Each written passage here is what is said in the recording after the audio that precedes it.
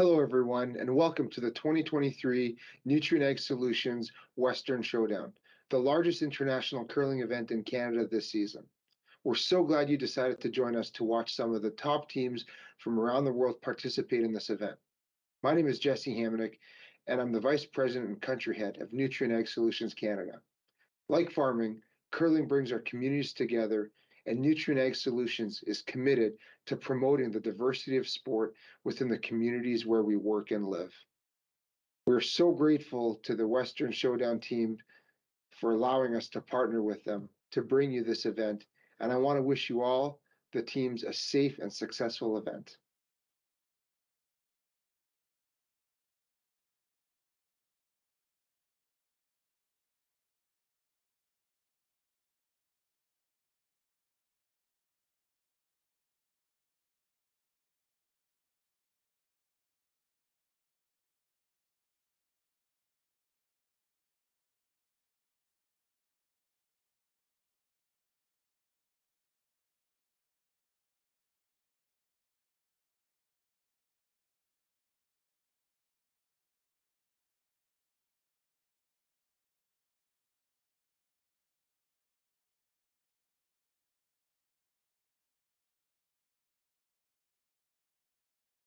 Hello, everyone, and welcome to the 2023 Nutrien Ag Solutions Western Curling Showdown. We're so glad you've decided to join us to come see some of the world's best curlers participate in this event. My name is Jim Grundy. I'm the Branch Director for RBC Dominion Securities here in Swift Current.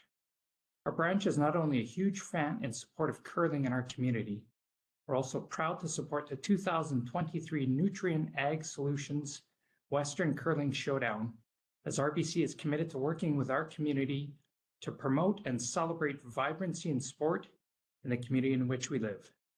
Thank you to everyone on the organizing committee for putting this great event together, and on behalf of RBC Dominion Securities, enjoy the tournament.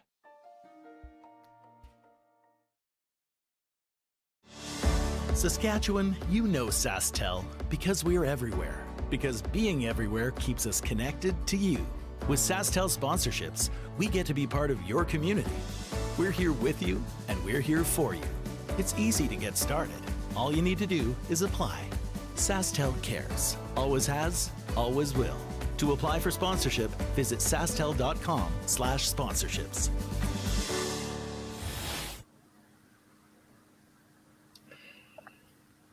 Good afternoon, ladies and gentlemen. One last time here from the Nutrien Ag Solutions Western Showdown. Just the finals left to be played. My name's Sean Joyce. I'm joined by Josh Usick. We've got the men's final for you. It's an all-Swiss affair.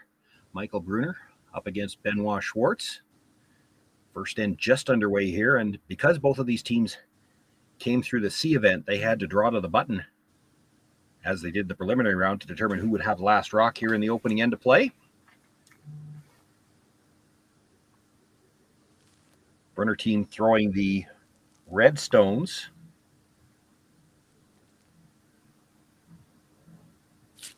Won that draw to the button contest, so they've got last rock here in the opening end of play, and as we're into second stones now, sitting two.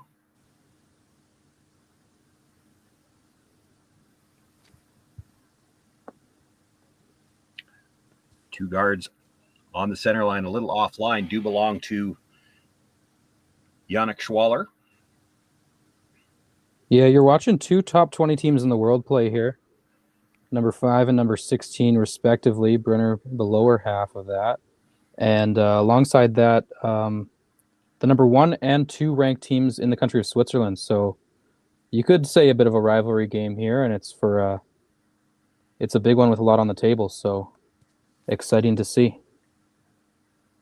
I've called games here, Josh, in Saskatchewan for a number of years now, and I had a game a few years ago.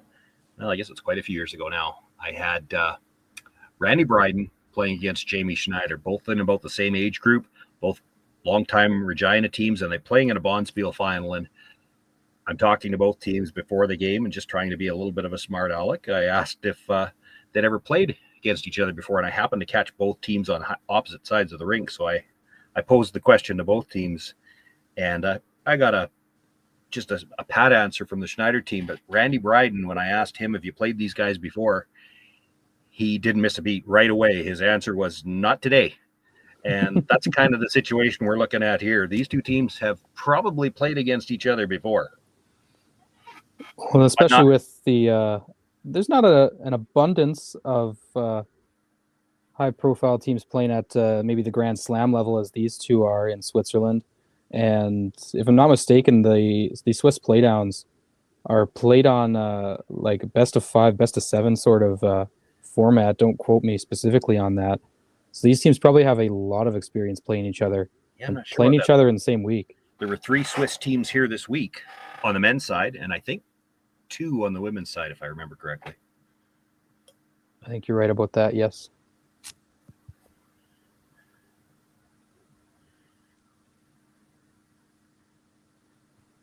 Be interesting to know, and I don't know whether any of the viewers at home might know, when you get a contingent of 5 teams like that from Switzerland, or maybe there's a 6th somewhere along the line, when they're over here in North America, you just wonder, do they travel together and maybe train and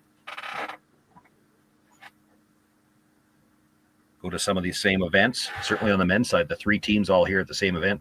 Expect 2 of them will be in Saskatoon for the Grand Slam. Maybe all 3 of them.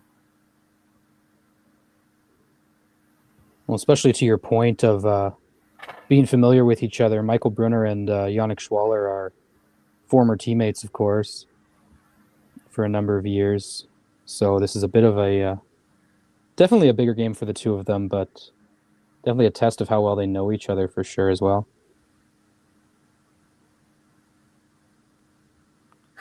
Playing opposite positions as they did when they did play together, though, it used to be Yannick Schwaller throwing the 4th stones and calling the game, and Michael Brunner throwing 3rds and playing vice.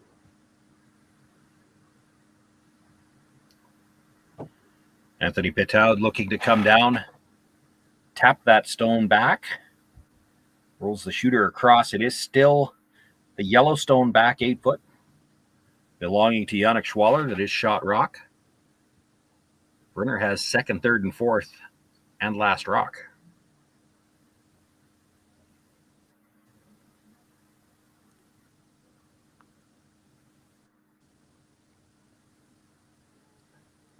As you mentioned, Yannick Schwaller is the 3rd on this team that calls the game, so making his way down to the hacks to throw, looking to bring another stone into the top 4 foot behind cover. Yeah, and I think we've seen Yannick Schwaller really settle into that 3rd role the last couple of years since he's moved down. Obviously still in the house calling the game, but him and Benoit Schwartz seem to have built a lot of chemistry back there, and especially with Sven Michel moving down to throwing 2nd stones now on this rink opposed to when he was playing with Peter de Cruz. I think he's really come out of his shell as well. This is a really strongly built team.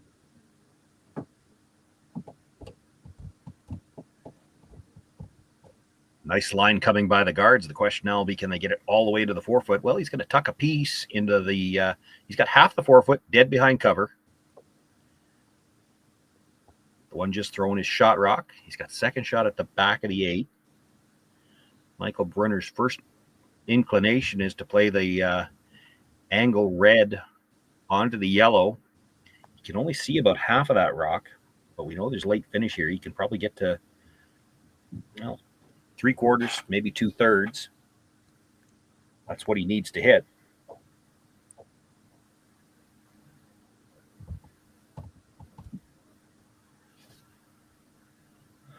For Michael Brunner, Anthony Pitaud is the 3rd. The lead, Andreas Gerlach with the rush down. 2nd, Romana Meyer. Going to have to go to get by the long guard here.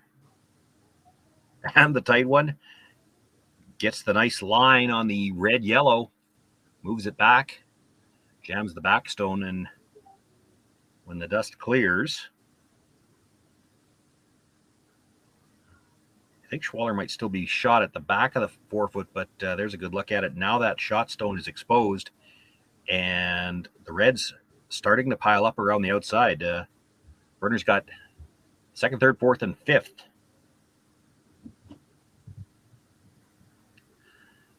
It's never a comfortable feeling for the team without last rock. No, the Brunner team's doing an excellent job here, building up points around the rings with hammer in the 1st, exciting to see some play in the first end, some rocks in play and some hits being made, some clutch draws. For the Schwaller team, the lead is Pablo Lachat. He's on the left sweeping. Second, Sven Michel. Yannick Schwaller throws the third stones and calls the game. Benoit Schwartz is the fourth thrower. Makes the hit, comes across, moves the second stone.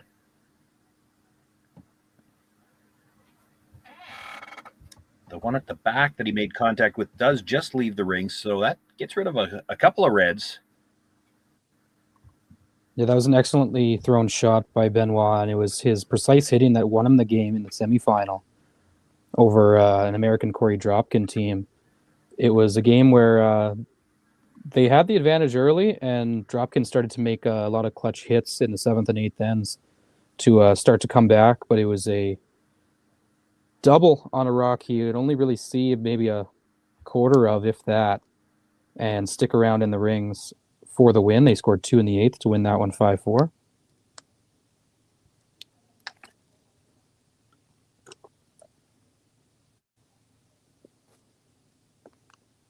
Little bonus there for Benoit. Not only did he move a couple of red stones, but his shooter stayed for second shot and half covers the shot stone at the back of the 4 foot as well. He got everything he could have out of that one rock. Yeah, it was an excellently lined up shot from the back end altogether, and that's where you start to wonder about the Swiss idea of having the skip not necessarily be the one who throws shot stones, but maybe the one who has the best eyes in the house. And that was certainly one there by Yannick Schwaller.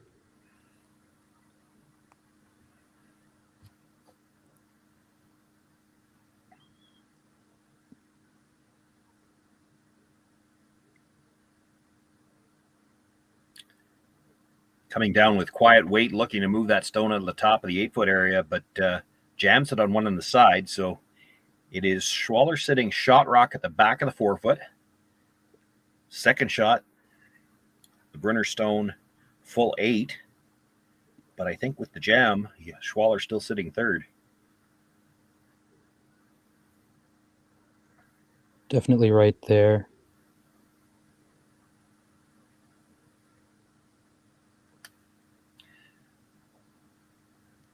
And that gets rid of some of that uncomfortable feeling that the Schwaller team would have had earlier on. It does give them the option. They're still looking at the double. They can play the double on the reds, but he could decide to just come around and try to steal his end too. He's only facing, at worst, he might give up 2. Looks like they're going to play the double. I thought he might come around. Yeah, you sort of wonder how comfortable they feel in the first end, especially with a quick turnaround. The semifinals just ended a little over an hour ago, if that, and electing to play the double, play it safe. They can sit 3 here if it's made, and force Brunner in the first end.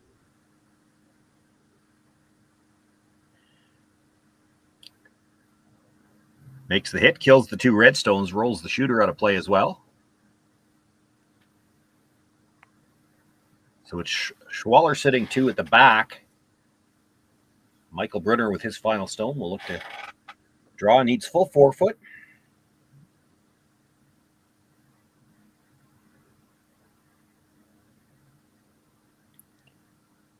I might be too greedy. I just thought that was a good opportunity to draw, especially when you were in a whole lot less trouble than you had been earlier in the end. It was never going to be worse than 2. You make a good draw, there's a chance to steal there.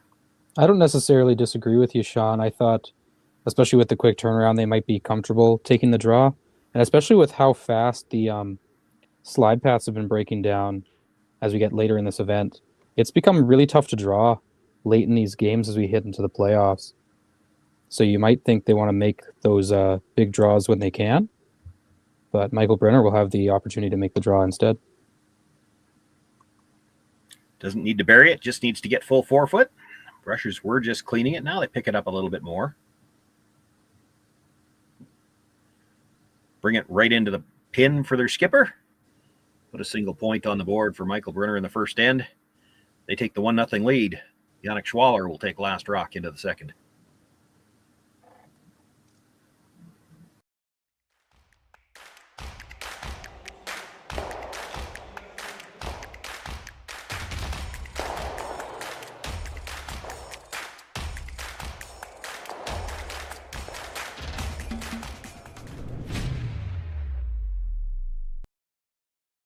Hello, everyone, and welcome to the 2023 Nutrien Ag Solutions Western Showdown, the largest international curling event in Canada this season. We're so glad you decided to join us to watch some of the top teams from around the world participate in this event. My name is Jesse Hamonic, and I'm the Vice President and Country Head of Nutrien Ag Solutions Canada. Like farming, curling brings our communities together, and Nutrien Ag Solutions is committed to promoting the diversity of sport within the communities where we work and live. We're so grateful to the Western Showdown team for allowing us to partner with them to bring you this event, and I want to wish you all, the teams, a safe and successful event. Hello, everyone, and welcome to the 2023 Nutrien Ag Solutions Western Curling Showdown. We're so glad you've decided to join us to come see some of the world's best curlers participate in this event. My name is Jim Grundy. I'm the Branch Director for RBC Dominion Securities here in Swift Current. Our branch is not only a huge fan and support of curling in our community, we're also proud to support the 2023 Nutrien Ag Solutions Western Curling Showdown, as RBC is committed to working with our community to promote and celebrate vibrancy in sport in the community in which we live. Thank you to everyone on the organizing committee for putting this great event together. And on behalf of RBC Dominion Securities, enjoy the tournament. Saskatchewan, you know SaskTel because we're everywhere. Because being everywhere keeps us connected to you. With SaskTel sponsorships, we get to be part of your community. We're here with you and we're here for you. It's easy to get started. All you need to do is apply. SaskTel cares. Always has, always will. To apply for sponsorship, visit sastel.com/sponsorships.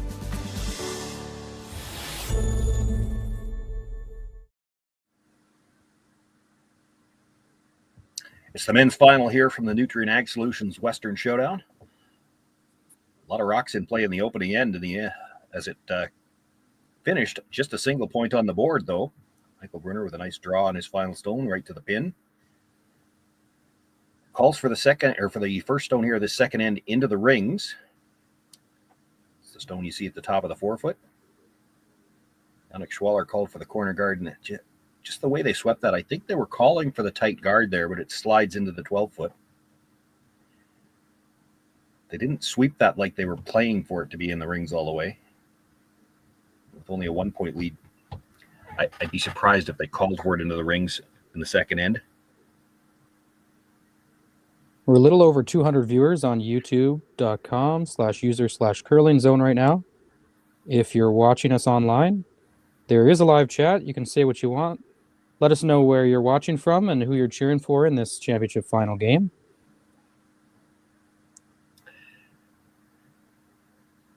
And I should say right now, if you're the mother of any of the curlers out there, I apologize for mispronouncing their names.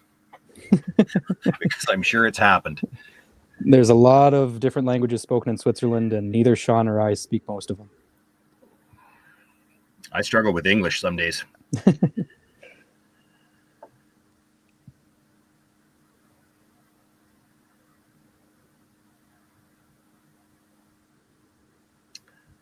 rollout with the last stone allows another chance for Brunner team to play a guard. I think they want the guard a little tighter. This is struggling a little bit here in the second end with the weight. They've got the line for that center line, but slid into the rings on the last one, and this one's probably a little higher than they would have liked. No doubt. The one other thing that changes a little bit, you talked about the quick turnaround, about how the ice breaks down towards the end of the game. The other thing that's a little bit different here, this will be the first time for either of these teams. There's only 2 games out there, the women's final and this final, and the women's is a couple of sheets over. So nobody beside them. Can change the temperature out there a little bit. It also can just change your surroundings. It's not as loud in there. You know, it feels a little bit different, especially from a Grand Slam event or from a World Curling Federation event, where there may not be fans that are, heard on the ice. Teams might be a little more familiar with that, playing in a lot of club settings. Megan Edwards is watching from Hamilton, Ontario. Thanks for joining us. pleasure to be on the call for this final game for you.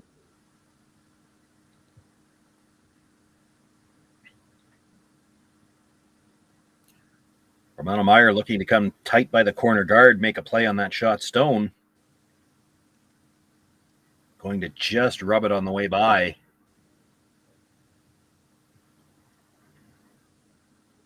That's that dreaded rub coming by a guard and still leaving it partly behind cover.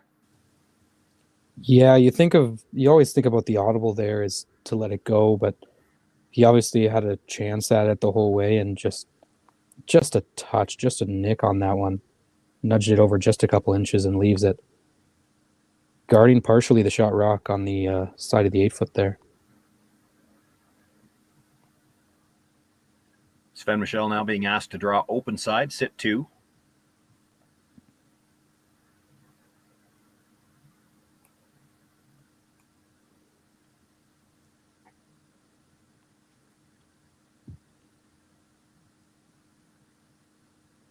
Slide just about a foot behind the tee line.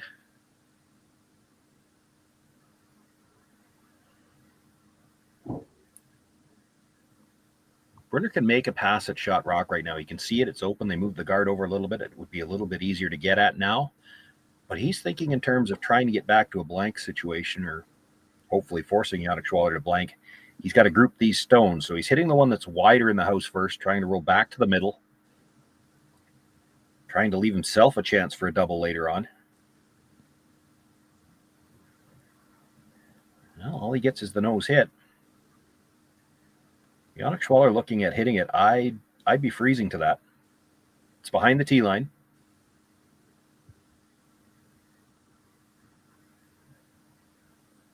Yeah, we've seen this a couple times with Schwaller this week, playing a little bit passive, especially early. Content to take a miss and take an easy shot right back. Well, yeah, that's, to my way of thinking, that's the whole reason you play to the open side, especially when you slide behind the tee line. Part of your thinking is, we'll slide behind the tee line. They hit it on the nose. We freeze. Mm-hmm.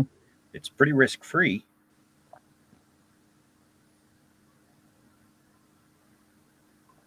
But they play a little bit danger-free. It's to their downfall sometimes, and in other times it lets them get ahead a little bit early. You saw that in the semifinal this afternoon against Corey Dropkin, but it was also a bit of their downfall in their game against Mike McEwen back in the B event, when they had opportunities early on often and just couldn't capitalize for a score of more than 2.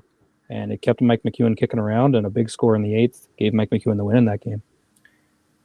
Well, in this case, it gives Anthony Pitot another chance to play the hit and roll towards center. Again, trying to set up a double later on in the end. Had you frozen, he wouldn't be able to do that.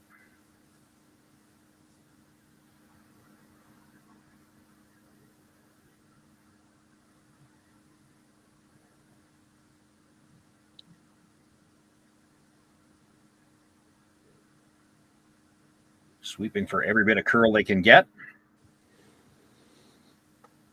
Only manages to roll a couple of inches into the 8-foot. Can't think about freezing now. This rock, after the exchange of hits, is full rock's width in front of the tee line. It seems the Schwaller team is quite confident in keeping Michael Brunner away from that double, and they seem pretty content with trying to take a soft deuce here.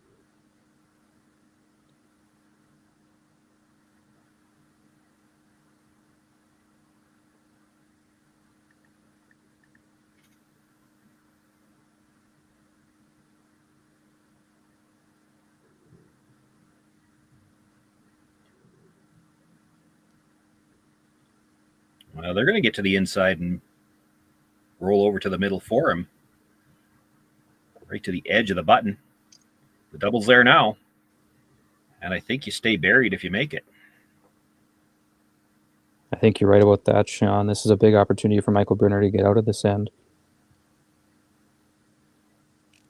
Well, if he happens to stick it right in behind cover, not only get out of the end, but turn around and put the pressure right back on the other side. That's absolutely right.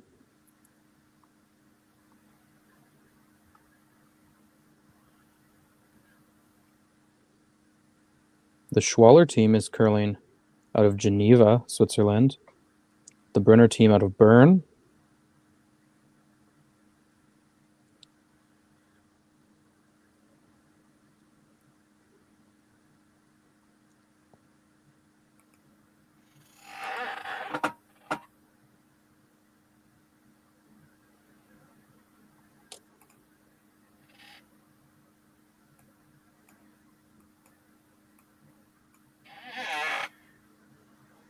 Michael Brunner going to be tight by the guard. Thick on the first one, comes across, catches the second one. Just a little thicker on the first than he would have liked. Spins up off the second one and into the open. He's just a hair thinner on that first one. He stays in behind cover. Yeah, extremely close for Michael Brunner on that one. Like you said, just a touch thick, but you like to get those hard and heavy ones under your belt early. It's nice to throw a ton of different types of rocks, the opening two ends, without a ton of consequences behind you. Obviously, that was a shot he wanted to make pretty badly, but made it either way, just not perfect. And you take that and learn from it as the game goes on here. For Benoit Schwartz, the fourth thrower for the Schwaller team, a chance to hit and roll behind cover. And I think they indicated they're just going to play the short roll, try to get behind the center guard. He actually could curl past this enough to try to roll in behind the corner. Not able to get the curl he needed to roll behind cover at all. Stays right there. Another chance for Brunner to make a hit and roll underneath. And again, he was in trouble for a lot of this end. One good roll here, he puts the pressure on the other side. It's very true. A big opportunity here for Michael Brunner. And no matter what the end results in, whether it's a deuce or a single or a blank, you at least want your opponent to be throwing a difficult shot, one that he needs to look at a bit before he lets it go. And this is the opportunity here for Michael Brunner.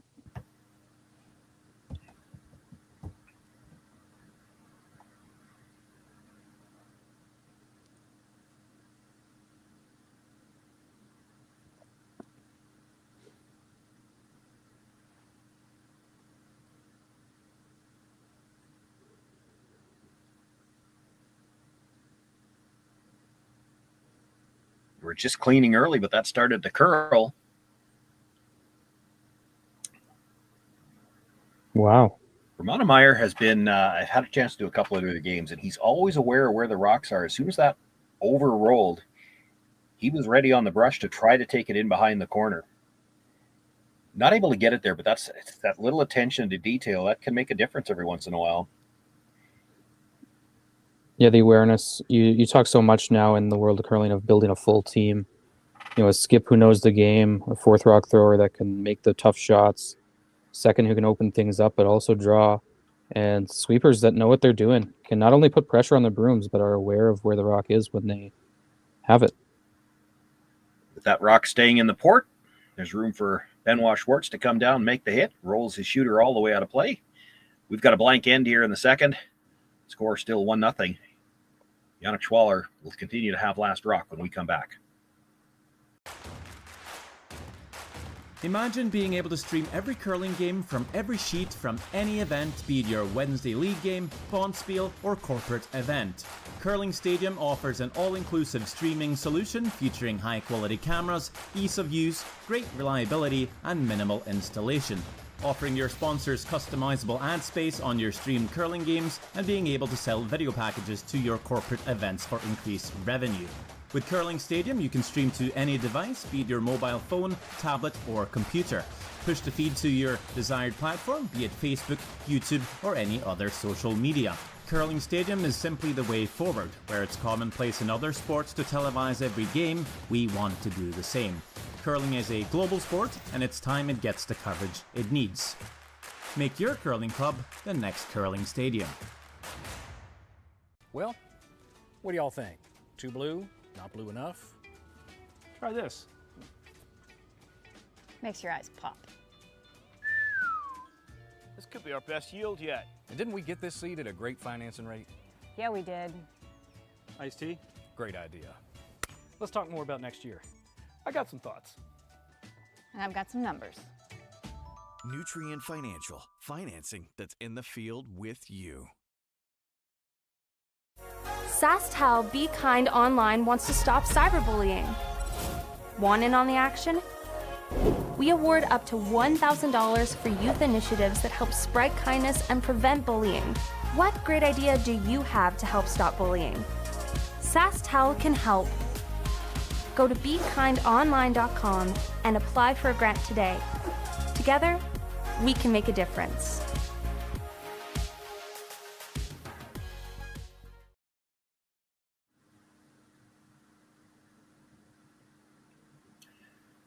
Still 1-0 as we begin play here in the third end of play. Michael Brunner with the lead, Yannick Schwaller with the hammer. First stone called for for center guard. It ends up a little bit off the center line. Schwaller calls for the corner guard. Now Michael Brunner looking for a center guard here with this second of his lead stones.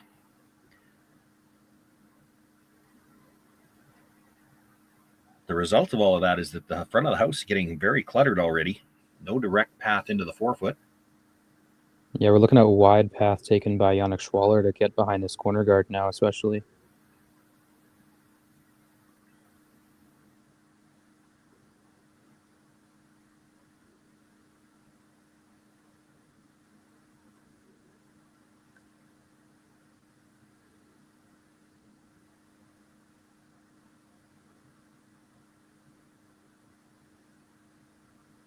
Probably the first time either team's been out that wide in the game, so a bit of a guess on the weight. Puts it right on the corner of the 4-foot. That's a good guess. Yeah, I was going to say that was a pretty good guess by Pablo Lashaw there. They always know when you haven't played out there yet, you probably got to throw a little bit more weight, but you just never know how much. I guess if there's any benefit to the practice session, the lead probably throws the very first rock in practice as well, so he knows how hard he had to throw the first one down the path. It's true, you put that one in the bank, and he used it there for sure.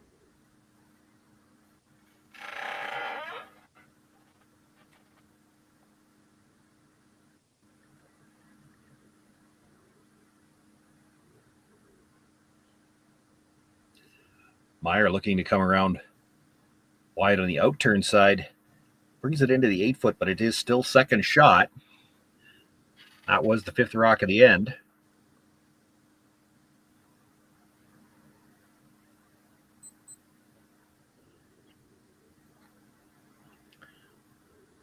So Sven Michel being asked to play the run on the stone that's the middle of the three guards, run it over the top of the rocks in the rings, clips it, rolls the other shooter out of, or the ray stone out of the rings as well.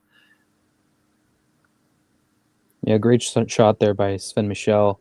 And that was something he was doing really well in the semifinal against Corey Dropkin. He was making just about all of those. He probably was the highest shooting player on either team there. He had a great game. Certainly opens up some room through the middle for Schwaller later on. A little bit more comfortable knowing he's got a path to the 4-foot.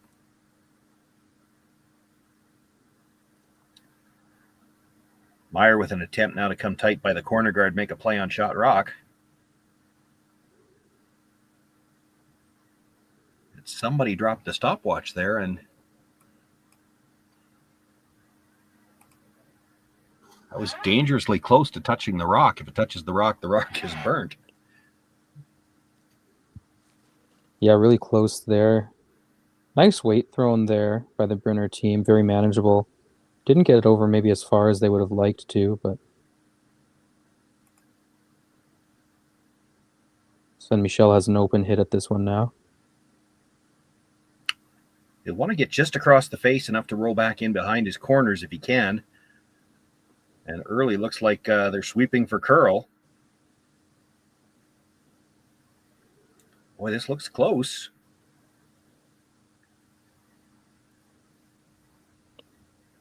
Almost a little too close.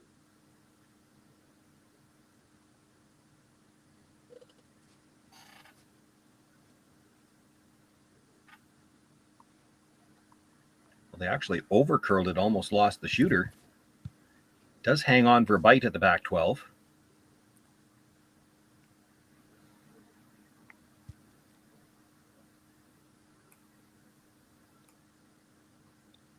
See this again. Team's playing pretty passive early. Michael Brunner content to hit this one. Got some guards up in play, but doesn't feel the need to push the envelope at all yet. Yeah, that in this case, I'd say that's a dangerous one to ignore. That's the kind of stone that ends up on the scoreboard if you ignore it when you don't have last rock. He may not mind rolling out on that either. If you stay there, Yannick Schwaller comes around the corner guard, and then your rock is just something to jam on. Yeah, you're right about that.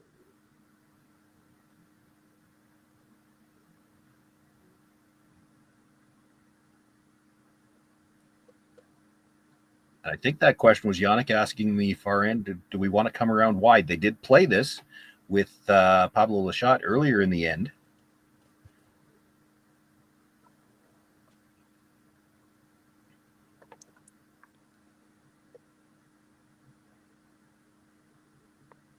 I think this is still makeable, and I think it says a lot that Yannick has that trust in his front end to go to them as well. You see often, especially in an event where there's no time clocks, this whole team is involved in a lot of the shot calling down at the other end. And especially when Yannick comes down and steps in the hack, he's not hesitant to ask the front end's opinion on anything.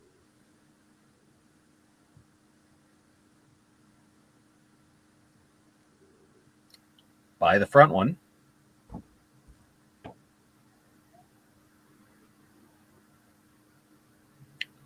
Brings it into the full 8 foot and dead behind cover. Actually kind of between the two yellow guards.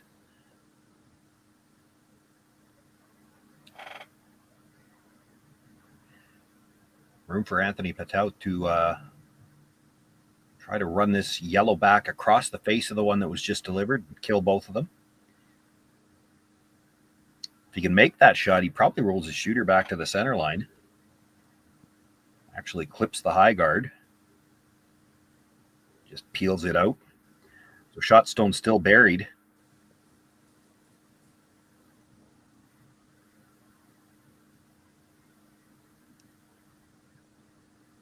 Now we might see some interesting skip stones come down. So we're going to have a couple yellows in play in the rings, most likely, as Michael Brunner prepares to throw his first. Schwaller electing to throw the intern through the middle to get behind the red guard. I thought he might come wide again. If his preference was to come wide around the outside on the last one.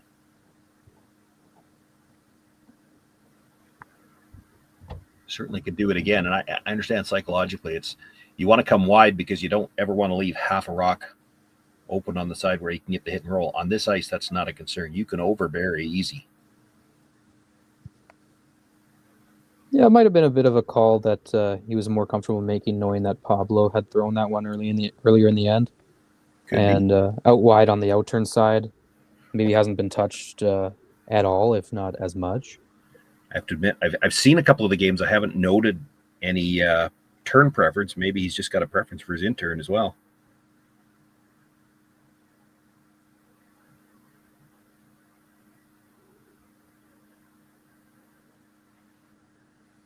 Well, puts it dead in behind cover, and those are about as even in the house as you're ever going to see two rocks get.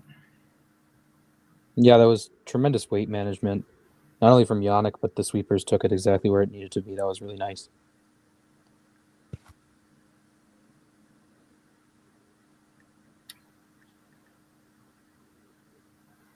Brunner looking at running the guard. Talked about either way, he can go straight back or he can go on the angle towards the one that's buried on the other side. It's not an either or shot. You got to pick one. There's quite the difference between the two.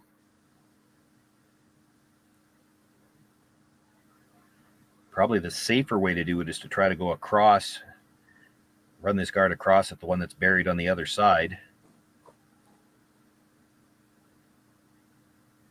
If you don't make it, you know that at least one rock is open. If you try to run this straight back and you hit one of those, we've all seen it, where you just miss the rock in the ring and don't roll off of it either.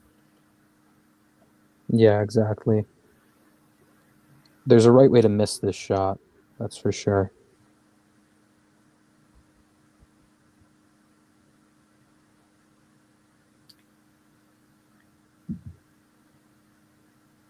And that wasn't it.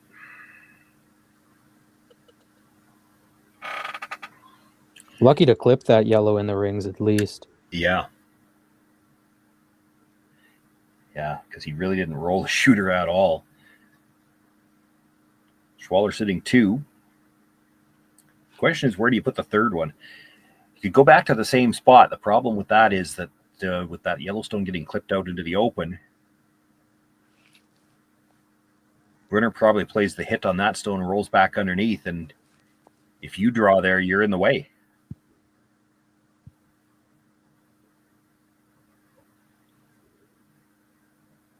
Well, while we have a pseudo timeout in the rings, I might as well give a quick update. The women's final is also on the ice here in Swift Current.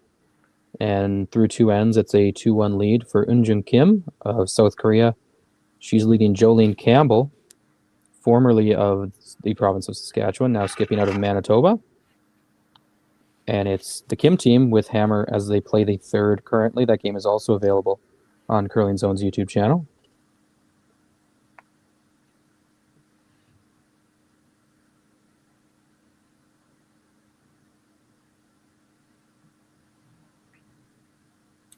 So electing to come behind their own corner guard again, and again from the wide intern side.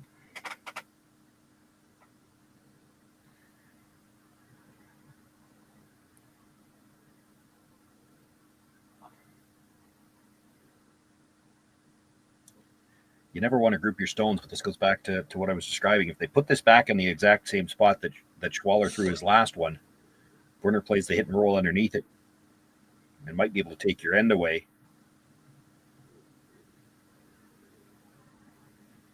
You make this draw. If Michael Brunner wants to hit the open stone, you let him, because I don't think he can bury it well enough that you can't come after it.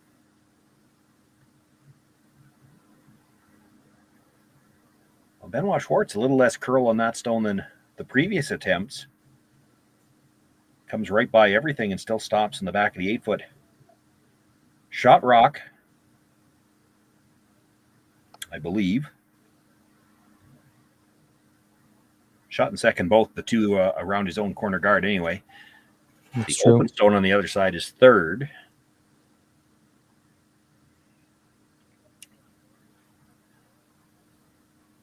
Michael Brunner's best, perhaps, get out of jail card would be to come down and freeze to that, but he can't feel real confident that he would know the line after watching Benoit's last shot come down. It didn't take the same path as the previous 2 draws. And Brunner's team hasn't thrown out there at all. That's true, and you really can't hit that one without either just sticking right there or most likely flopping a little bit outside for third shot anyway. It's going to be a long roll for Michael Brunner that he's going to take on here, but there's ways to miss this but still end up in a good spot. You can roll short and end up under that long red, though it's not what he'd prefer. Yeah, you get under the red, though, with it being that long, and that's the difference. That's why they didn't come around this side. They figure if he makes the roll here, with as much curl as there is on this ice, Benoit Schwartz can get to the red stone and remove it. Makes the hit with the big weight, looking for the long flat roll. Oh, did he roll too far? It's really close, Sean. I think they overswept the roll. I think they are third shot. You could see Yannick really wanted to get in there. He got a couple scrubs right at the end of that. Might have been the difference there.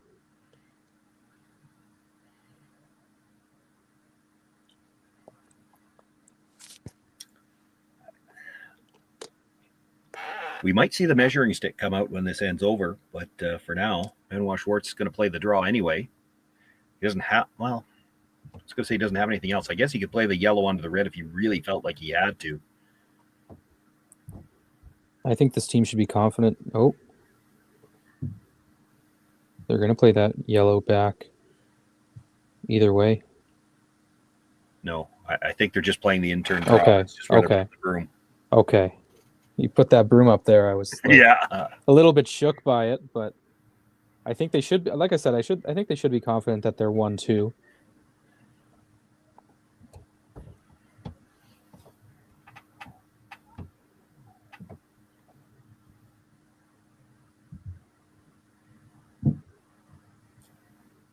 Benoit Schwartz is the fourth stone thrower for the Schwaller team. Needs just a little bit better than full 8-foot to make sure he counts the shooter. Then we might see the measuring stick come around the outside to see who's counting in the other 3. No issue there for Benoit. 1 for sure. Looks like 2 for sure. And they're going to measure the other 2. Looks like it. They're at least going to take a deeper look at it. Looks like they've sent Anthony to go grab the stick, though. I have said this before this week, I know, several times in games that I've done. Every time you have to do a measurement on the televised game, the stick is at the other end. You got a 50-50 chance, and it's always at the other end. Just the luck of the draw, and it's not in your favor this week, Sean. Well, it just means we've got more time to bet a cup of coffee on who's shot rock. I don't think we're going to get either of us to take the red, though. I think it looks yellow. No, if I were a betting man, I think I'd put the house on yellow, as you'd say. Well, I wouldn't do that until I had a chance to see just exactly how well centered the camera is over the pinhole. But that's true. Can be deceiving on a streamed game.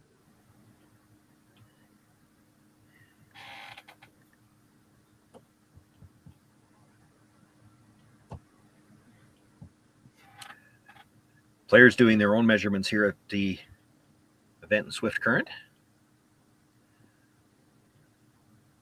The downside to that is that they don't always get out of the way as well as the officials do, and they don't always point at the rock either, but I think it was 3. It went pretty fast by the red stone. We'll find out when we get back. Certainly, Schwaller's got the lead. Brunner will have last rock.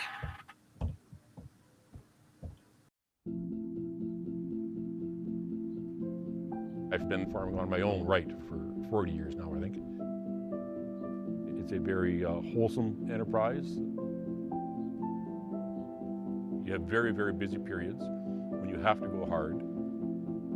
So many of our windows are so tight that you just can't afford to miss a couple days of seeding. When a producer places their trust in us, that when it's time for them to be able to make their living, we're going to be there. That's a tremendous responsibility that is not a one-day-a-year thing, right? In order to actually deliver on that, you have to build your processes and you have to build your team and you have to have a mindset of operational excellence, because there's a lot of things that can go wrong. And it's our job to make sure that they don't go wrong. Or if they do go wrong, that we can fix it before it affects our customer.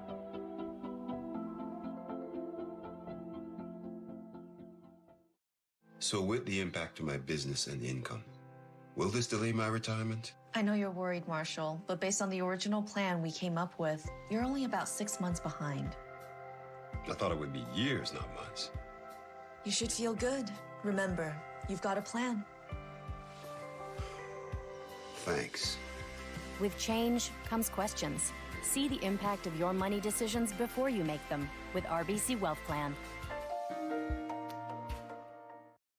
Light up your love for curling with our customizable neon LED lights from Letterlands.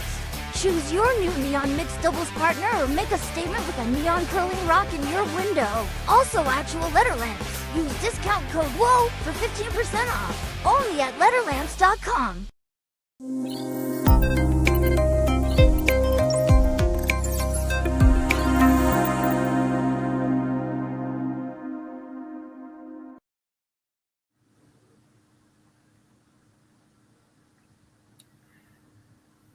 So after the measurement, it was 3 for Yannick Schwaller. He's got a 2-point lead as we begin play here in the fourth end. And with a 2-point lead, they bring the first one into the top of the 4-foot, the corner guard thrown up. Then they bring a second one into the rings.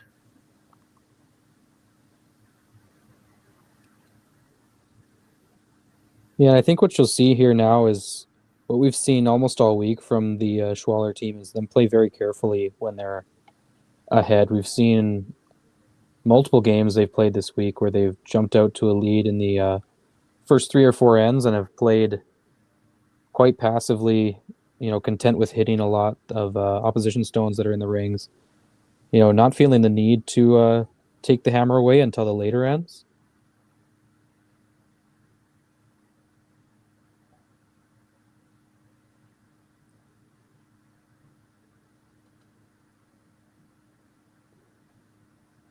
Gerlach through the corner guard with his first one, comes around it with his second.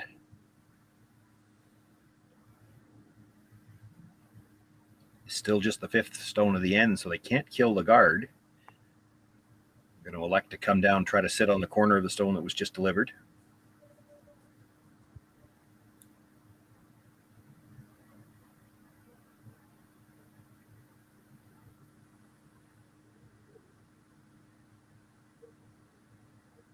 This is Sven Michel.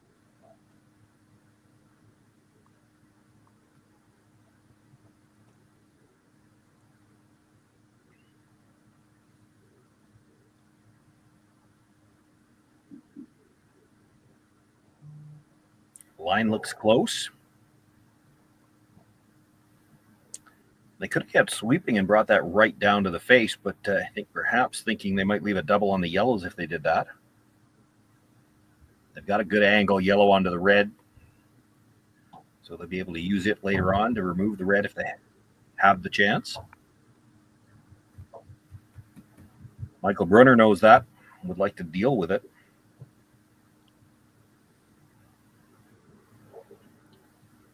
Looked at trying to pass the yellow by without touching the red. Looks like a tough shot. So they're opting now perhaps maybe just to play the double on the yellows in the middle.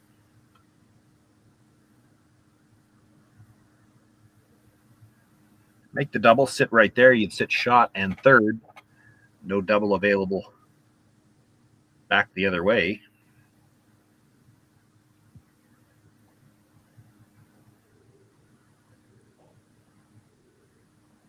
Makes the hit, wow. Passes it by the stone in the 4-foot.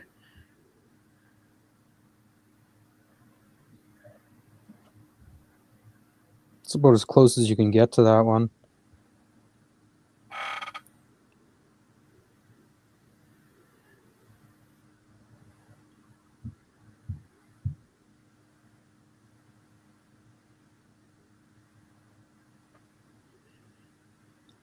This is Sven Michel again, throwing seconds for this team out of Geneva. Going to look to make that yellow-red combination now, not throwing a lot of weight at it.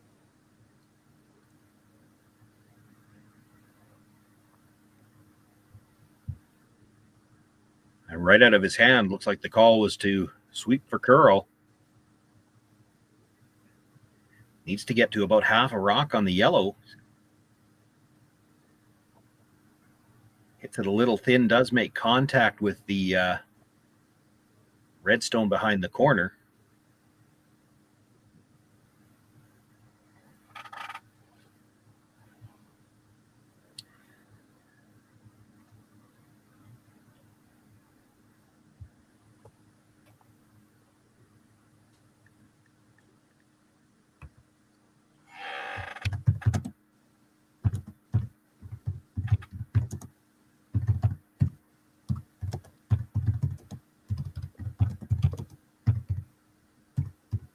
Currently live to over 350 viewers on YouTube. H. McKenzie is watching from Cranbrook, BC. Thanks for joining us on this Sunday late afternoon, Sunday evening. The short run there, it is the redstone shot rock belonging to Brunner. The yellow sticking out past the corner is second. Third and fourth also belonging to Brunner.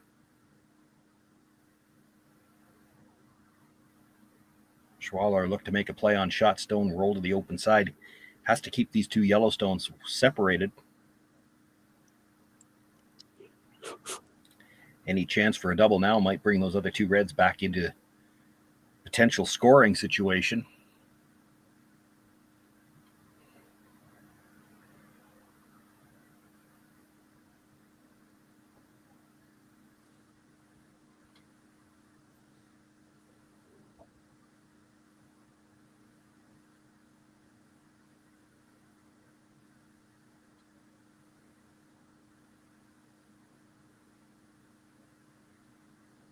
Makes the hit, passes it by the stone at the back, rolls across, does stay for second shot.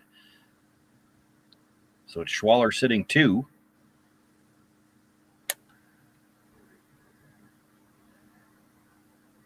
And no double available there.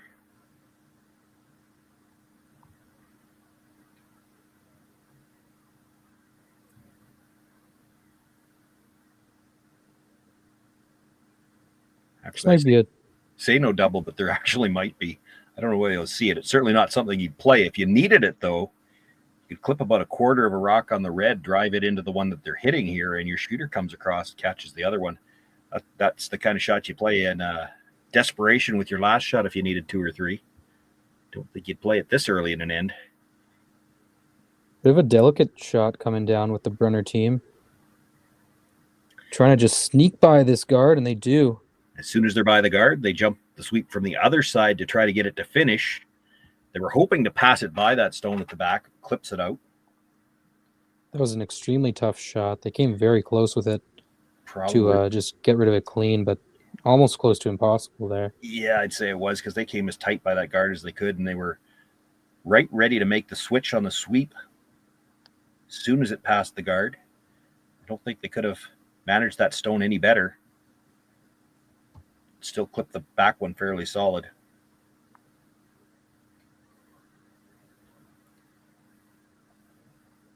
Brunner is sitting shot rock buried, though. Yannick Schwaller looking for the straight back double here.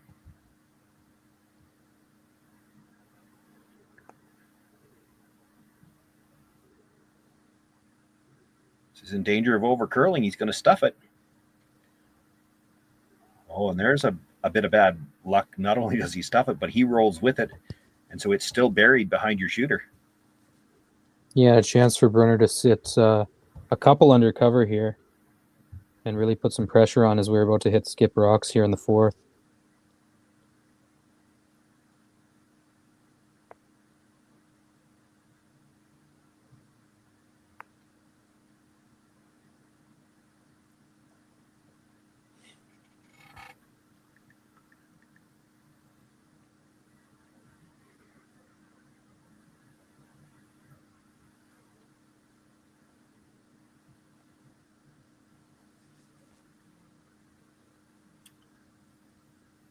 Plenty of room coming by. They're sweeping for curl, take it back to try to bury as much as they can.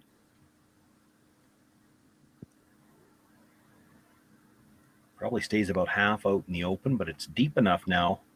If that rock's about a foot higher, you run this yellow back to half and you might be able to make the double. It'd be thinner now on the first redstone to make the double, and you'd have to flirt with maybe not hitting it all together. Not likely to take that risk. Dead stuff this, you'd be shot rock behind cover. Yeah, looking for the straight run back here is Benoit.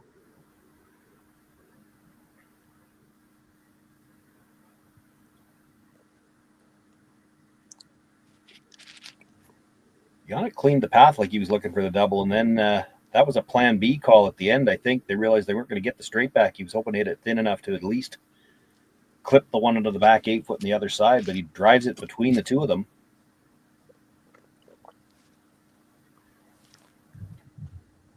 Yeah, that was a really tough outcome. Chance to draw and sit 3, and all the discussion here is about how deep do we want to put this. There's a double available there now on the 2 reds, and they're going to concede that Benoit Schwartz can take a run at that double. So you might want to make sure that if he makes the double and sticks it right there, that the rock you're about to deliver would still be shot rock.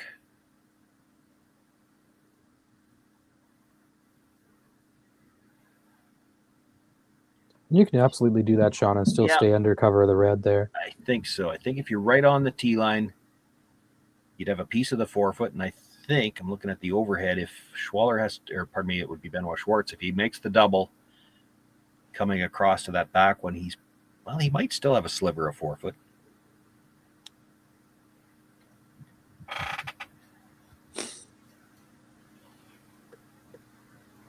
Should be open if he does that, though, so you'll have a chance to come down to it and get your deuce.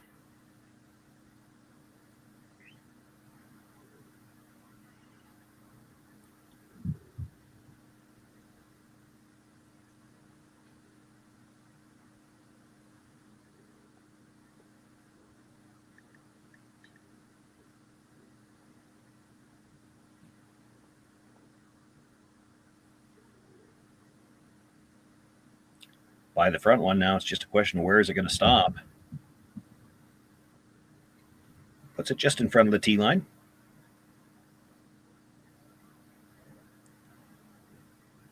Just maybe a millimeter outside the forefoot there. Spot should be pretty close to keeping them shot if the double's made here by Benoit.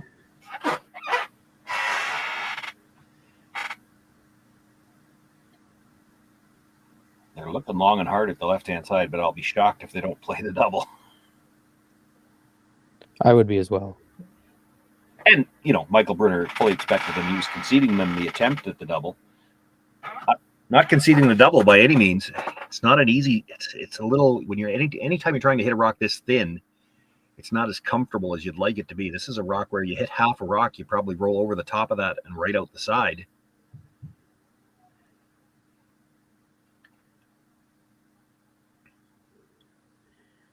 Sweeping for a little bit of curl, makes the hit, does come across, catches the second one, but jams it on the outside, leaves it for a biter. Well, a pad break there. Michael Brunner will have the opportunity to go across, hit that Yellowstone in the full 12-foot, and this would be for 3. Yeah, a huge momentum shift coming now. Getting the 3 right back.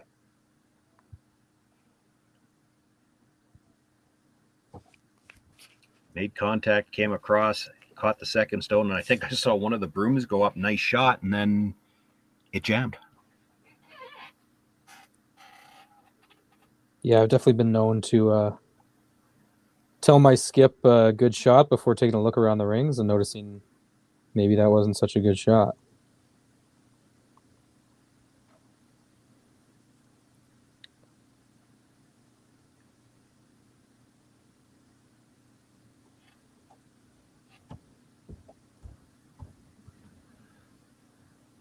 Final stone here, fourth end. Michael Brunner gave up 3 in the third. Chance to get them all right back. Just needs to hit and stay anywhere in the rings. Roll a couple of inches into the 8-foot. Gave up the 3 in the third. Gets them right back here in the fourth. Restores the 1-point lead. It'll be Schwaller with last rock in the 5th.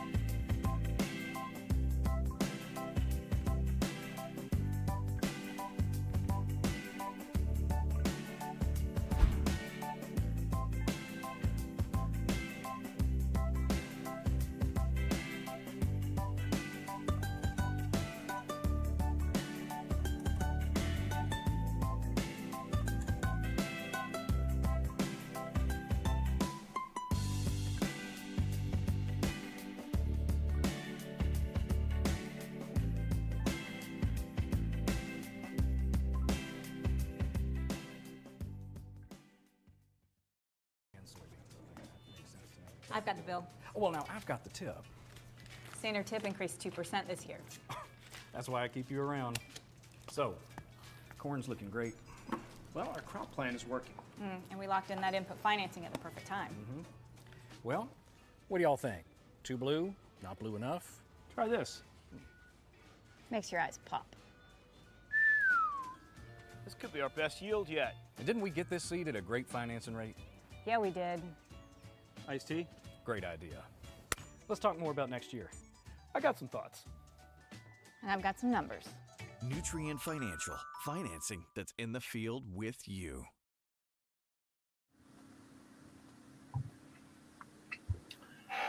Sean Joyce, Josh Usick with you here from Swift Current. It's the men's final at the Nutrien Ag Solutions Western Showdown. Two teams exchanging field goals in the third and fourth. There's two Swiss teams. If I talk to them about exchanging field goals, they won't have a clue what I'm talking about. Maybe some people in the chat as well.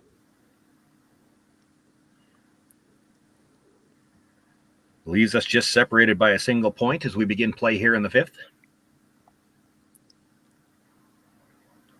A script we've seen quite a few times this week. The center guard throwing up the corner, then the come around. Now the corner didn't get far enough off the center line. He doesn't really have a path to come through there. They did play wide around that side 2 ends ago. Going to deal with the shot stone first. Yeah, it's also to do with the fact that that center guard is quite high.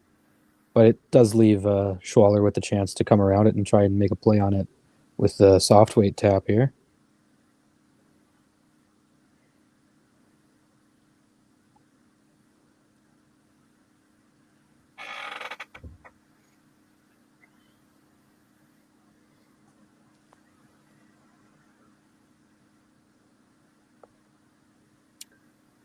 Moves that stone to the back of the 8 foot. So now the yellow stone at the top of the 8. Belonging to Schwaller is shot rock, and Romano Meyer will look to come tap it back. Might be looking to get it all the way through this time. Have to pass it by his own stone at the back of the 8 foot. And they lost this one. It's on the guard.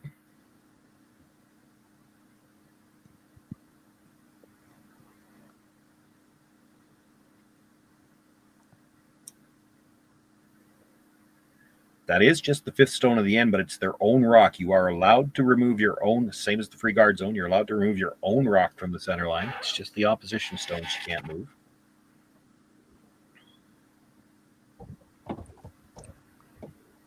Up to a little over 400 viewers watching us live on YouTube alongside Curling Zone. If you're watching us, don't forget to drop a message in the chat. Let us know where you're watching from, who you're cheering for. Al says he loves watching a Swiss men's final. Then you've come to the right place. Megan says she thinks Switzerland will win. And I'd say that's a pretty solid bet.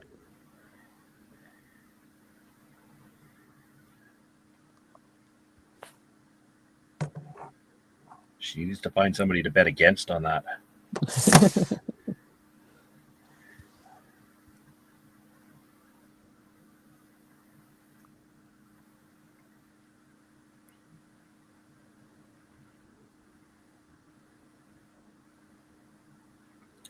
Looking to tap their own back and roll in behind cover.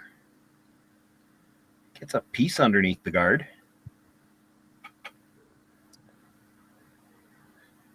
They're just maybe an inch too soft there from Sven. Wanted to maybe roll a touch wider and maybe push that a little bit further away. Solid attempt. But they're both accessible still. Yeah. Could have simply played the draw around the corner guard, but wanted to play it that way to try to get the second stone away from the corner and limit the opportunities for Brunner to roll undercover himself. Absolutely.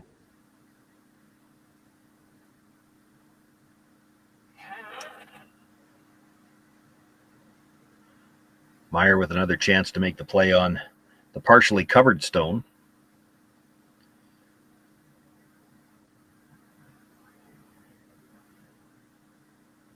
Just rubbed the guard the last time.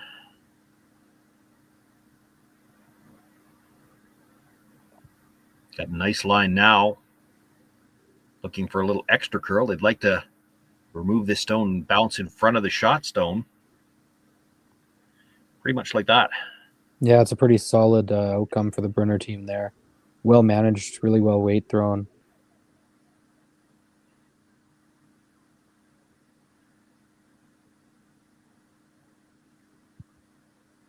That stone's a problem now for Schwaller. Yeah, you're sitting one, you're on the corner of the button, but that red stone's in a dangerous position.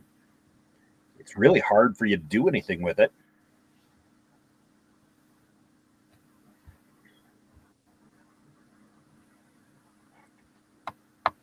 Yeah, with that red in front, that yellow might as well not be the shot rock because that's about the easiest run back anybody can have. Well, and it's kind of queued up to hit it right on the nose. You're going to spill it in behind the corner guard too. It's dangerous in so many ways for the Schwaller team, but what can you do about it? You could play basically the same shot you just tried where you're trying to split in behind. Now you're going to expose shot rock when you do that.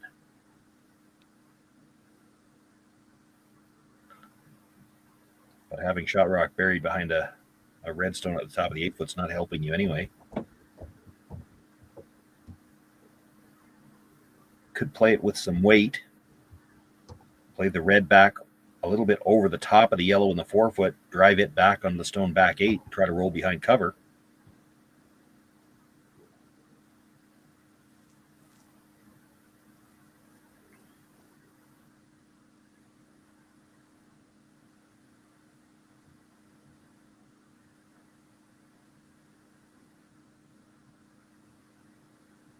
I have to admit, as they settle into the hacks, I'm not sure what they decided on. Well, it's a little bit of an with the outturn here. You'd assume they're trying to push this out the intern side and then roll to the outturn wing here, unless they're trying to come across the face.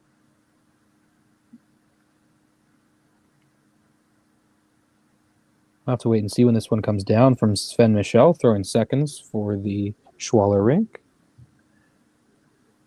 Calling it almost like you'd see a club team call the shot, and you don't tell anybody what you're playing, and that way you've always made the shot.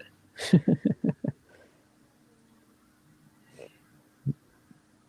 the shot I was talking about. You come across the face, red onto yellow, onto the red at the back. A little bit unfortunate that he rolled too far. That's definitely close for who shot rock. I'd still bet on yellow, though. Yeah, I would agree. Yellow shot at the back of the 8-foot. They've got third side of the 12, but it did roll past the guards.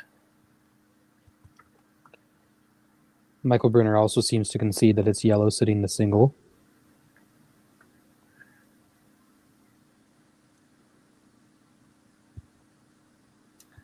The problem for Brunner, you hit the stone at the back of the 8-foot.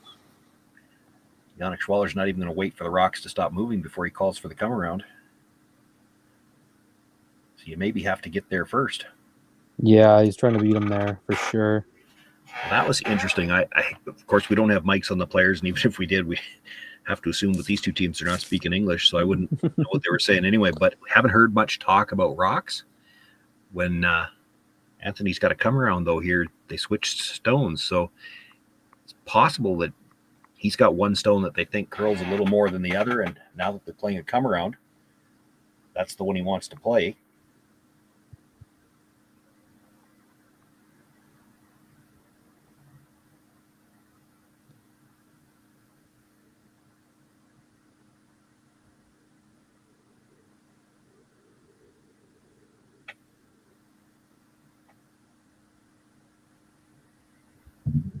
Good job by the Brushers. They had to get that in for shot rock. Wow. Gets it just deep enough. That was getting tight late. They just by maybe 4 or 5 inches got that into shot.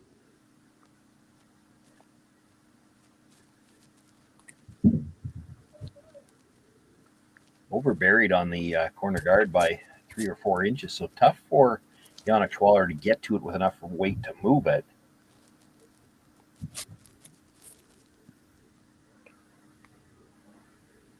Yeah, and you've seen this through a lot of Schwaller's games. The full team or just the three of them talking through almost all of the back end shots as we get into the backstage of this game. No time clocks, obviously, in this event, so teams are free to take advantage of that however they like.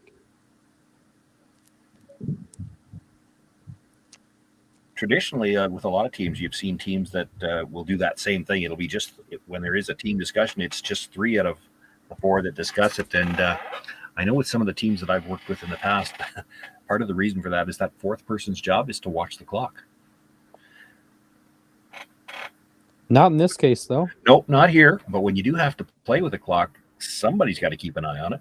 Yeah, maybe that's normally Pablo Lashaw, and in these no-clock events, he's happy to take a swift break. I'm not going to name names, but there's perhaps 1 or 2 teams here that were playing this week that I don't think anybody's been assigned that job. As soon as they get by, going to the offside sweep, trying to get as much curl as they can, makes contact with that stone, rubs it over enough that shot rock, once again, is the stone at the back of the 8-foot. Michael Brunner's going to take a long look at it, though, before deciding.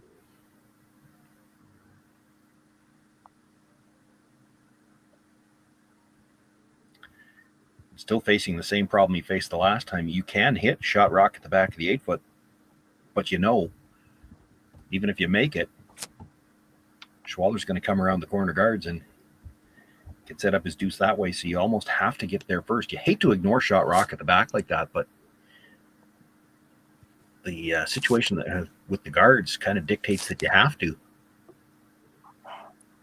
Yeah, and they'll look to put this one maybe in a similar spot. They could come a touch deeper, but that just makes it easier to touch. Maybe with that catcher there, they might be feel a little bit safer, but this one looks like it's sliding a touch. Yeah, I'd have bet they wanted it in the exact same spot, but this is going to slide deep.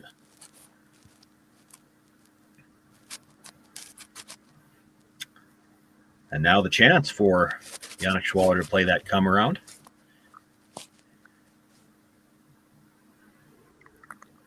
Yeah, just biding the time. And he's got his opportunity here to get buried behind that corner guard, sit 2. And he'll take that all day. He can now put this in a spot where it's unable to remove with that red sitting on the edge of the 8-foot there.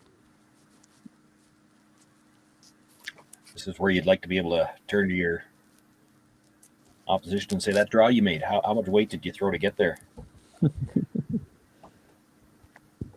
Well, I'm sure all these teams have stopwatches on them. They have a good idea of how fast that rock came down.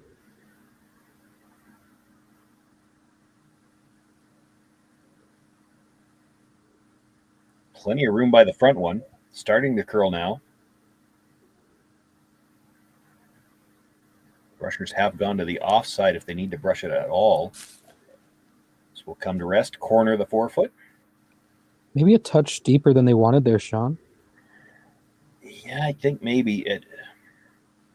I mean, it's well over buried. If the second guard wasn't there, you could get at it. Deep enough that Michael Brunner, if he gets to the corner about half in front of it, he's probably close enough to the pin to be shot rock.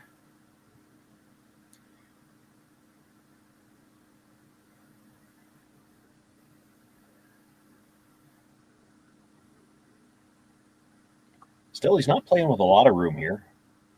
You sure can't afford to bounce off it. You bounce off it at all, and with the amount of finish there is there, would be Benoit Schwartz would be the next one throwing and would have enough room to come down, tap it through, sit 3. Yeah, absolutely. You can't be short. If you're short, you're not shot rock. Yeah, not a ton of tolerance like you're saying here.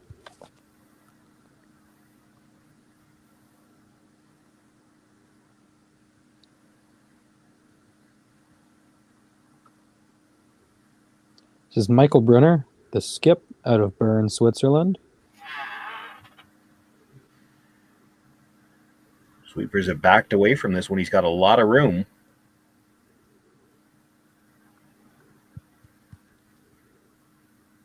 Meyer getting close now, looking to sweep for some curl. You don't want to get caught here. Boy, it might have stopped just in time, just nestles up against that stone.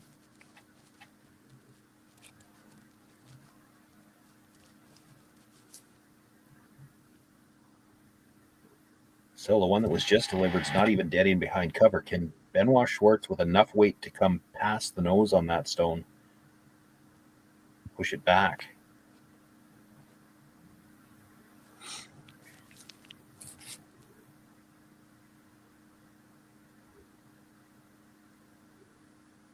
And here comes Pablo Lashaw down to join the conversation now.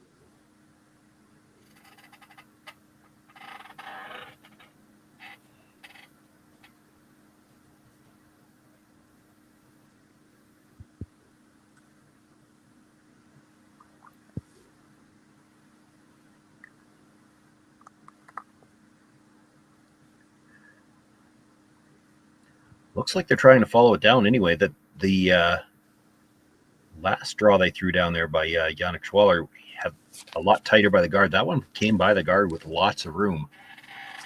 If you throw back, what does he need? Probably back 12-foot weight and get across the face enough that it doesn't touch the yellow. And it's hard to tell whether or not it might already be touching the yellow.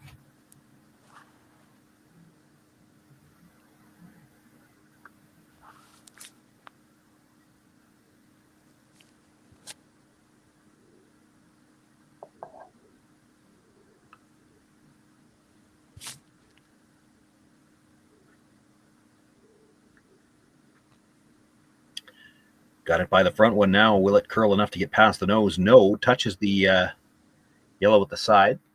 Leaves it in the back of the button. It is exposed, though, and yellow sitting second and third, both buried. And here's the other problem for Michael Brunner. You can't guard it because the red-yellow combination on the outside goes right into the shot stone. I believe it's close to yellow for fourth as well, Sean. I think it is.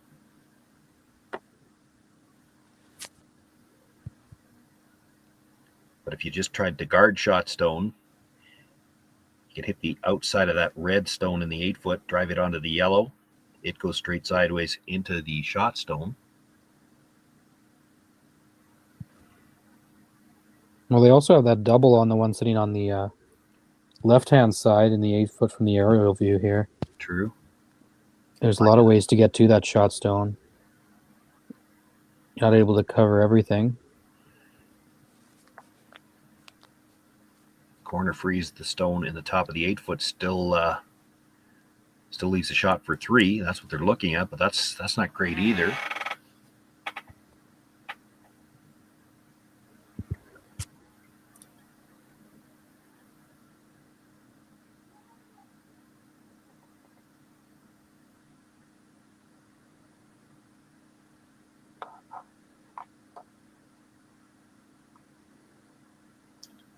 Not a lot of great options here. Can you get to your own? And if you could, does it really help you?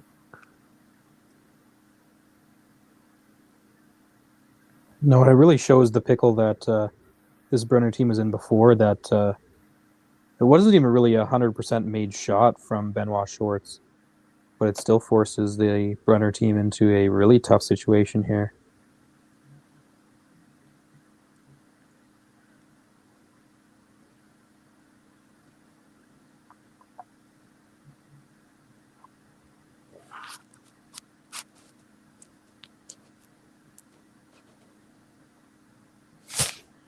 So looking to come into the top 4-foot, as tight by that yellow one at the that was just thrown as they can.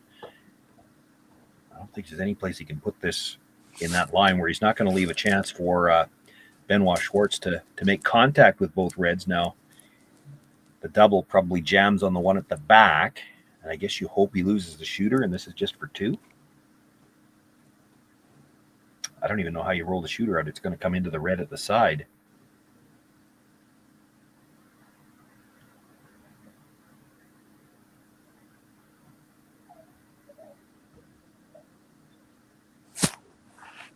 If if you could get there, and I don't know if you can, if you get just across the face of your own and freeze to it,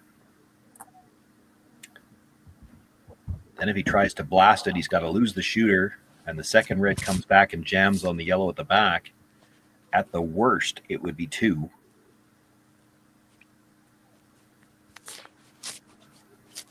Boy, this has got a curl. Starting to catch it now, but it's slowing down just as it does. He's going to leave it top 4. Yeah, and there's, I think, room to make this for 4.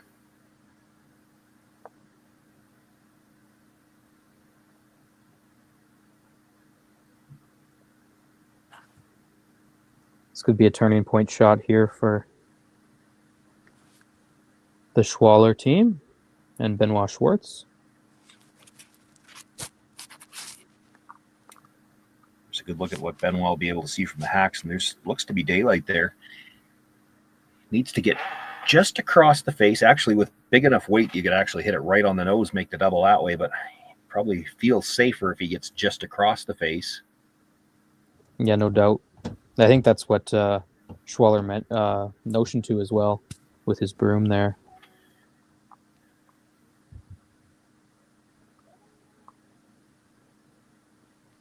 Definitely a shot for 3 here. There is the possibility when you come across the face on the red, your shooter's going to come into the other yellow, and not that it's going to roll very far, but when it touches the yellow, it'll spin up a little. It doesn't have very far that it can go before you'd cut yourself to only 3. Well, it depends how hard Benoit throws this as well. Trying to make the double and make it clear. He doesn't have to whip it by any means, but I would imagine he's going to throw a solid control, maybe almost normal.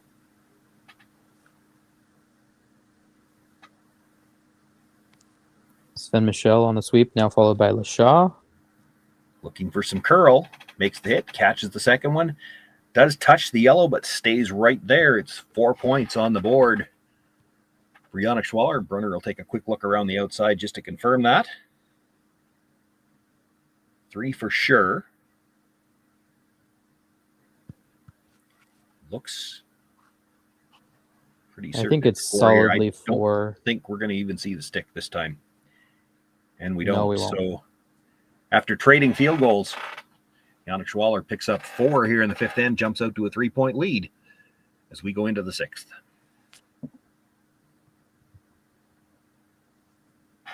Light up your love for curling with our customizable neon LED lights from Letterlands. Choose your new neon mixed doubles partner or make a statement with a neon curling rock in your window. Also actual Letterlands. Use discount code WHOA for 15% off. Only at Letterlands.com. We asked Saskatchewan what they know about 5G.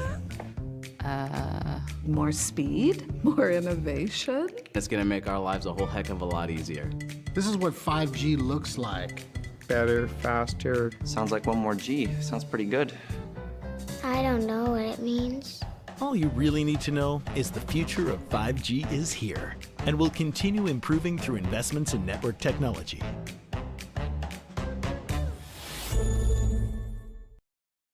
Swift Current is great because everybody that we do business with, we know on some sort of personal level. What I love about Swift Current is the vibrant arts and culture community. I really like Swift Current. We are not a big city, but the size of the city is really good and we have everything. Swift Current is a great sports town, great teams and great fans. People say, good morning, hi, how are you, even though we don't know each other.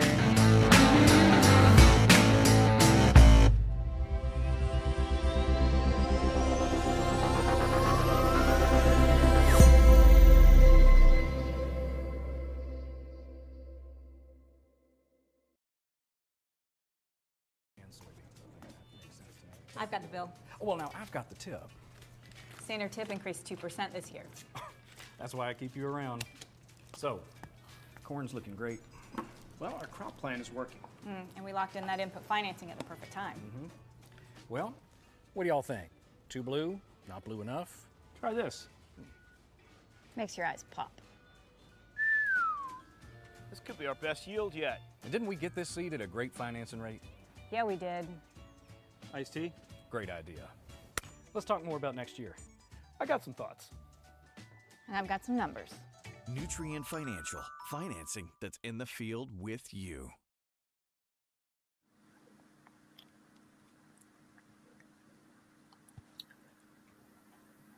Well, just as we come back from the break, a quick view of the thrower in the hack and that 4 points certainly stands out on the scoreboard. It hasn't exactly been a defensive game as it is. A couple of threes, a 4. If you're Michael Brunner, you have to take some consolation in the fact you've had opportunities, and you're going to hope you've got opportunities yet again. Yeah, exactly. He's had chances here. He did spot a 3 over in the third end, it was. Or the fourth end, excuse me. And he does have hammer in the 6th here, which is a positive always to have. So assuming we have a 2 scores from the teams with hammer in the next 2 ends, he's going to have hammer coming home and a chance to take it there.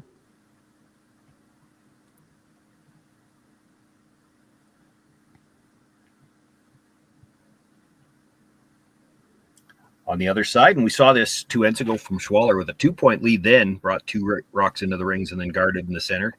This time a 3-point lead, playing it the same.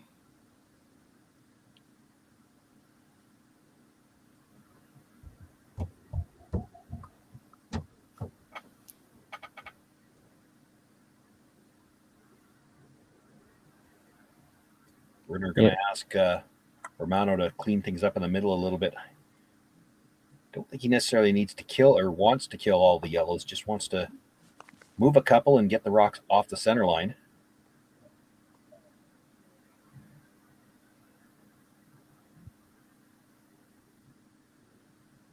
It's probably a pretty good result. He's got 3 rocks of his own in front of the rings. One of those yellow stones they jiggled around ended up behind the tee line.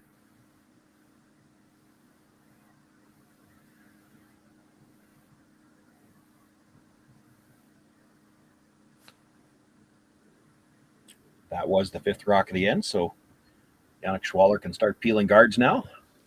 Sven Michel in the hacks. If he hits this thin enough, he could get 2 reds and maybe spin his shooter up over the top, but just comes across it.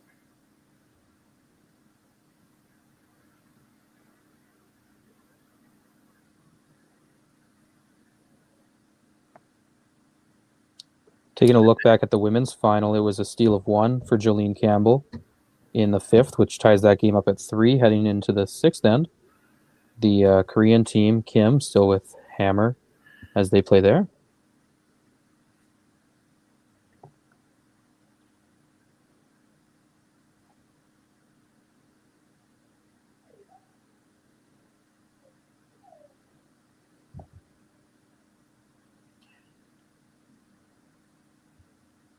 I have to admit here is we're already 2/3 of the way through this men's final. I haven't even looked at the prize money here at this event to know whether the men's or the women's men's and women's are equal prize money. There was more teams in the women's side. I might be able to take a look at that shortly. Right about now, the men are going to suggest that the prize money should be awarded point per point on the scoreboard. The men are playing for a $50,000 purse. Give me a second. I would check the women's. And the women is equal. Well, I would have expected the women's to be equal for sure. And sometimes when you've got more teams, it might even have been slightly higher.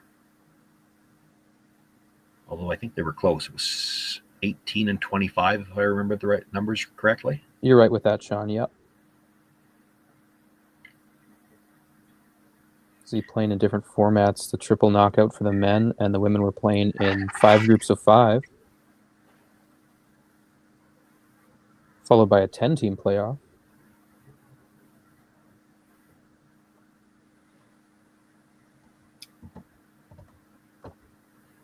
The event organizers will probably all tell you that they did it that way just because with the numbers they had, those were the draws that work out best. I sort of feel like they did it just to try to confuse me.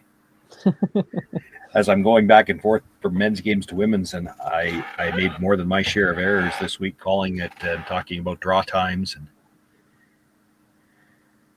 Yeah, it was definitely an interesting draw on the women's side. The 10-team playoff, something you don't see very often. That one started last night with 7 through 10 seeds playing in play-in games. The men was simply a triple knockout. Top 8 made it, as you see, everywhere around the country, honestly.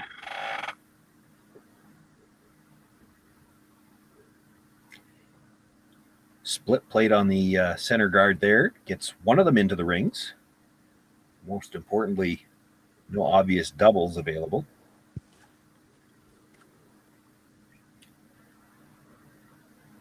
Yannick Schwaller could make a play on the stone that ended up biting the rings. The problem then is you've left 2 corner guards on the same side. Those probably worry him more than a little biter.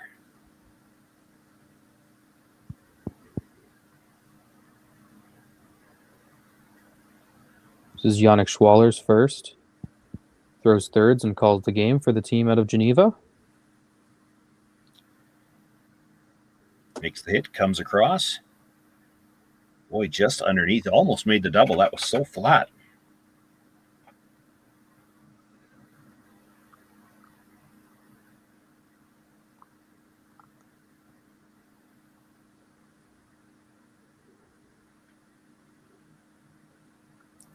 So now for Michael Brunner, having to address those yellow stones a little bit just to try to bring that biter back into play. Going to look to hit the stone at the back of the 8-foot, roll behind the one at the front of the 8-foot. Yeah, this is where he might hope that the Schwaller team's going to take on that run back on their own yellow and possibly miss it, which might open the door for him.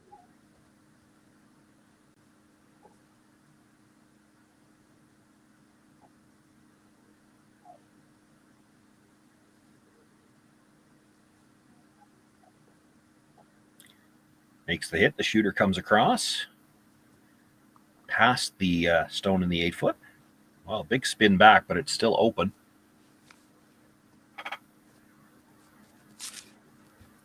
Yeah, and Yannick should be content to get rid of that one.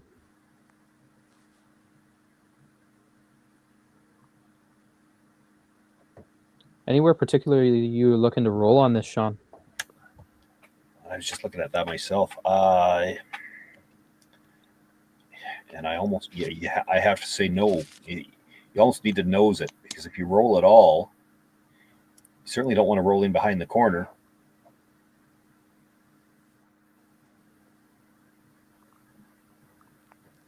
You stay right there. Then if Michael Brunner decides to hit the top one and roll in behind the corner, he's not shot rock.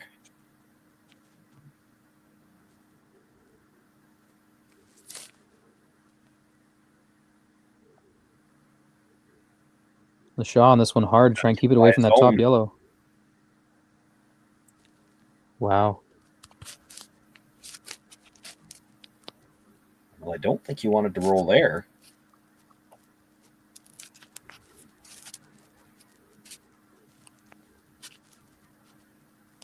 I'm surprised Michael Brunner hasn't already called the freeze.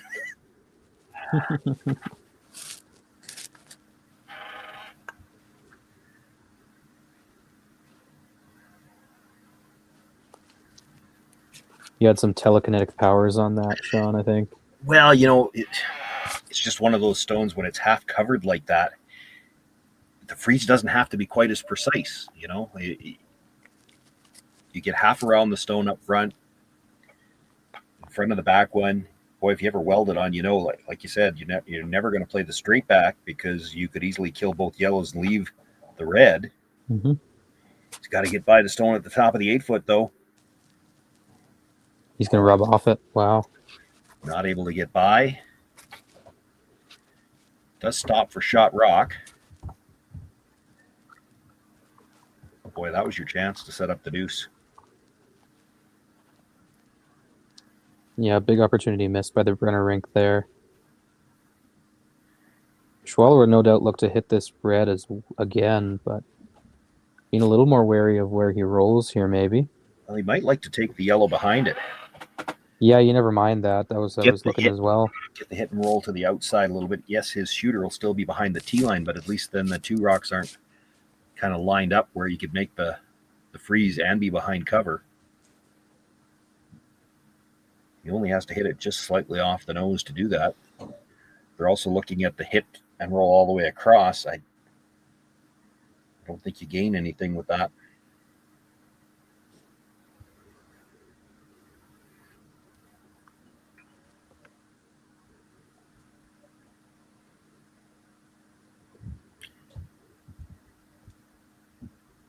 Just the skip stones left to come.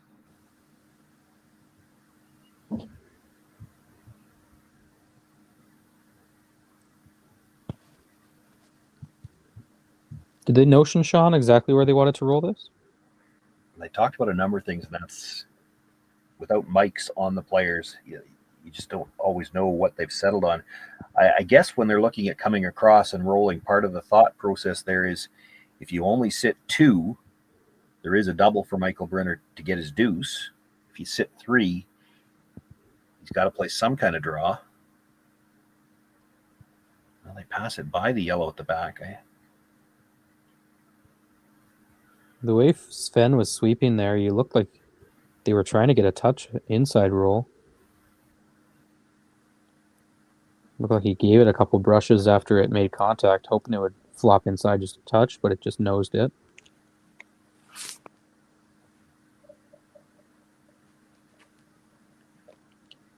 Brunner might have to play this as a hit now. You play the hit and roll undercover, and the reason you have to play it as a hit, because then if Benoit Schwartz was to roll out, if you leave him some kind of a hit and he rolls out, you do have the straight back double for 2, but you're not going to have a triple. So you might have to kill one yellow one now.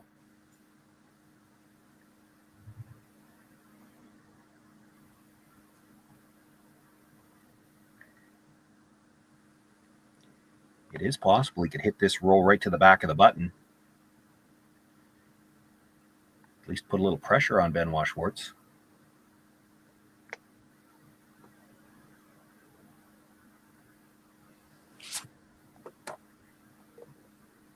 Then what do you do if you're Schwartz? Do you have to hit the biter and just concede the chance for 2 because you don't want to give up a chance for 3?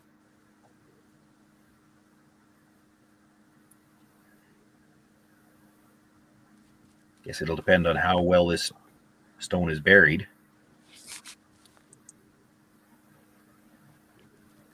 Already sweeping for curl. Yeah, this needs to move quite a bit.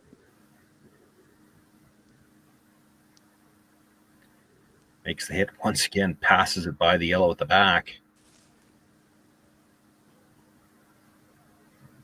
Well, definitely now Benoit Schwartz will want to sit 3, and I don't think he wants to roll in behind his own. That could leave a triple. He's going to want to roll past it.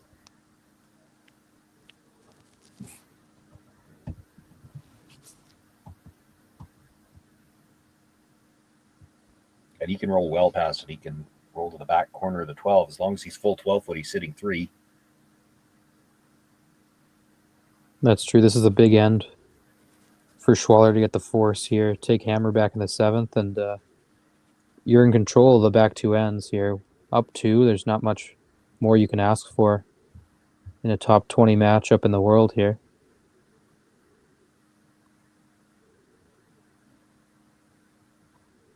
Makes the hit. Rolls across, does sit 3. I don't think I see a triple there where you're holding the shooter. So no, not likely. Just looking to draw.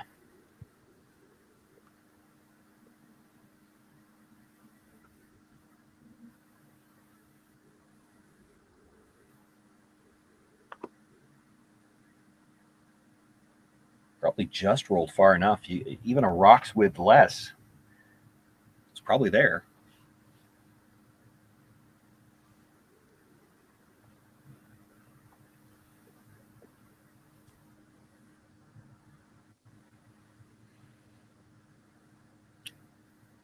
Big shot for Michael Brunner, trailing by 3 as we play here in the 6th.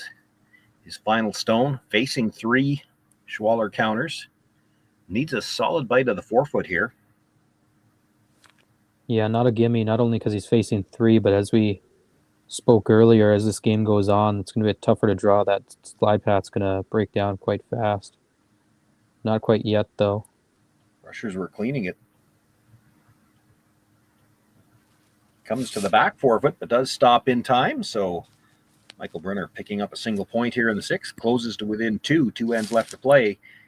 It'll be Schwaller with last rock in the 7th.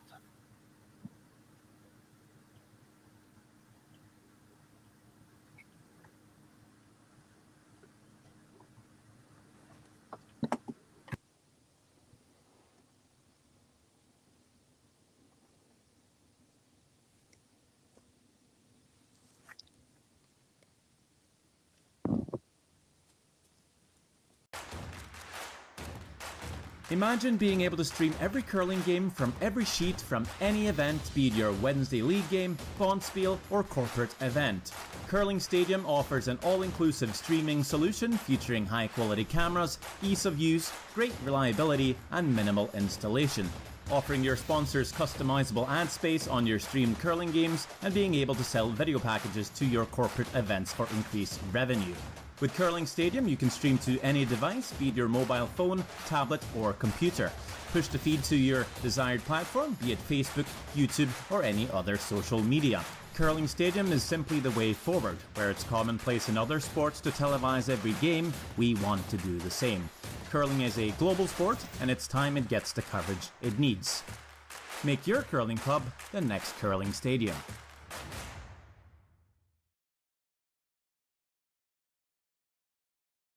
Well, what do y'all think? Too blue? Not blue enough? Try this. Makes your eyes pop.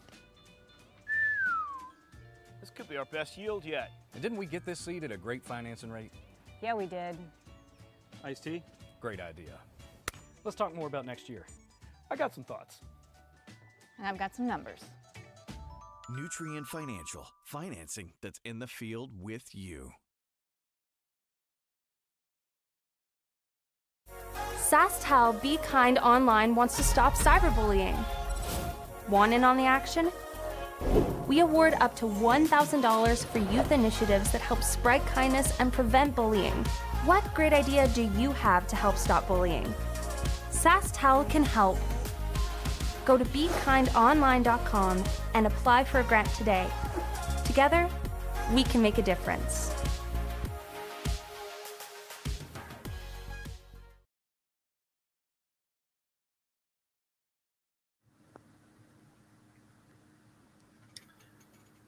Sean Joyce, Josh Usick with you here from Swift Current for the men's final. And as we come back from the break, we see the long center guard was thrown on the first one. I think, Josh, it's hard steel 2 center guard time here. Yeah, no doubt. Down to Schwaller will be looking to clean up everything he can, no doubt. If he can take Hammer into that final end with a lead of 2, he'll take that every day of the week. And I'm going to assume that they tried the tick on the first one because I don't think that rock is touching the center line. But they must have missed it as yellow was sitting in the back corner. For sure. Just under 500 people watching us on YouTube. Thanks for tuning in for the men's final at the Nutrien Ag Solutions Western Showdown. The Meech 11 chimed in saying the men's purse was lowered, saying it was $46,000 on the men's side. You got to assume the Meech is Sean Meacham watching this game. Yeah. The third for the Steve Laycock team at a quarterfinal finish, dropping out to Corey Dropkin last night. Sean Meacham and Chris Heichert both off that team live in Swift Current. Chris Heichert's the manager at the curling club, I would imagine. Meacham probably involved in this event as well. They might have more knowledge on the purse than anybody playing in the event, yeah.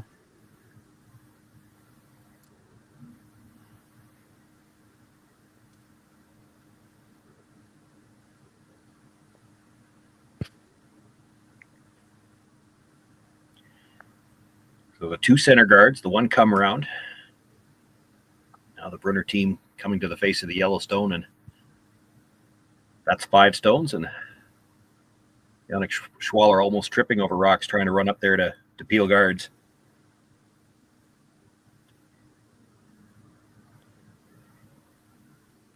Taking a second look now as Sven Michel sits in the hat. This might be the call coming from the other end, is that maybe we feel the tighter guard. That long one by itself doesn't do a lot. Off center especially, yeah. Yeah. And I can see half to 2/3 of the center line. Get it out of the way. You actually can see the rocks in the house.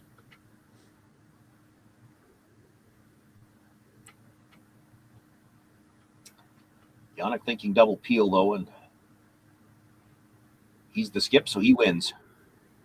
Yeah, that's how most of those conversations go most of the time. Sven Michel not close to the double here. He's going to get the top one and roll out.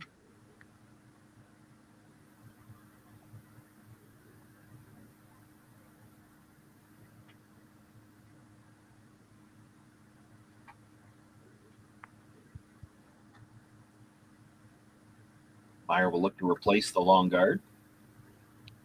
Yeah, now you talk about that opportunity to peel the tight one now with the long one gone. Meyer has the opportunity to make this long one a lot better now. Yeah.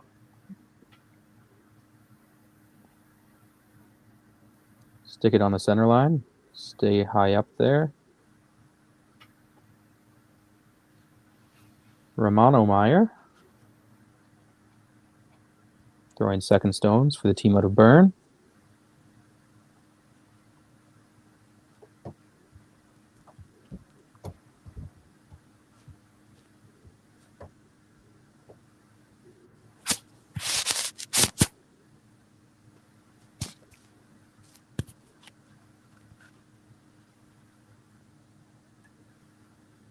Well, a little bit of angle left on those stones, but certainly closer to lined up. Still an opportunity to make the double over the top.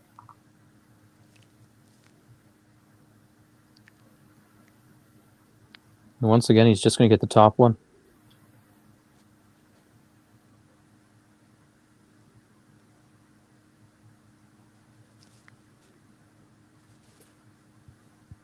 Benoit Schwartz will settle behind the house as Yannick Schwaller's Brox will come up next for the team out of Geneva.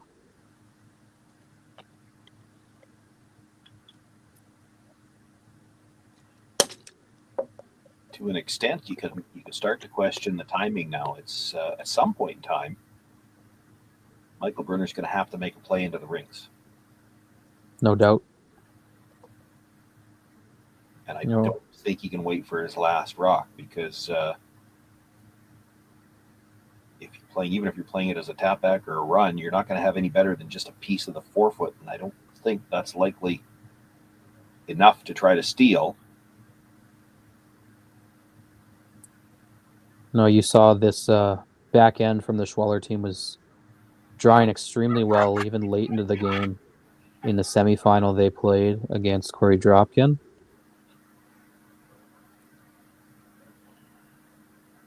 So expect them to have some confidence with those as we enter the 7th and 8th ends.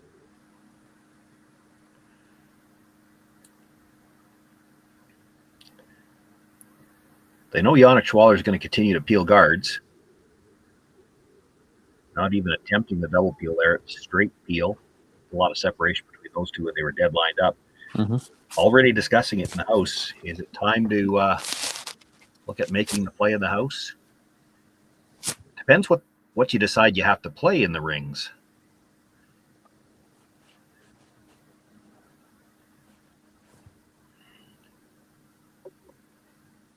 I'll be honest, it would be tempting just because you're 2 down and you need to make a really good shot. Nose hit the guard. Try to hit red onto yellow. Yeah, that's obviously a little scary. It's scary. Can't afford to roll off. Obvious, yeah. But it's hard to make anything around there with weight. You go to play any kind of a tap red onto yellow, your shooter rolls out, you leave a double. And you don't have to play it on this shot yet. I mean, certainly can discuss it, but I think you throw one more guard. Yeah, it's almost a scenario where that tight one is too good of a guard. We talked about the high one being a little bit off center a couple times.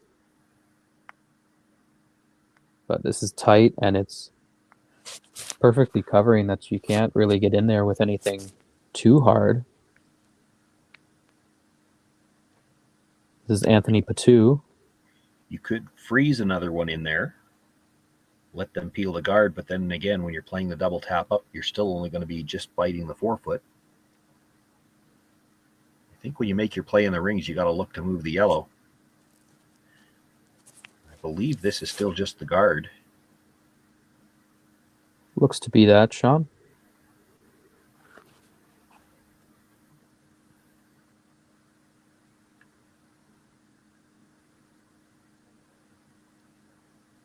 Curling it now, they'll touch the center line.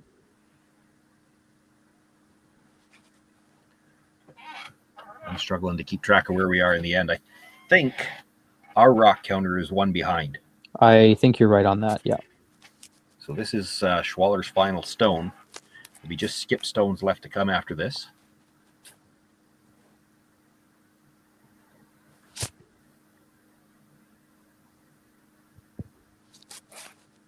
And still content just to take off the top one. Yeah, there's no reason for him to force the issue. It's up to your opposition.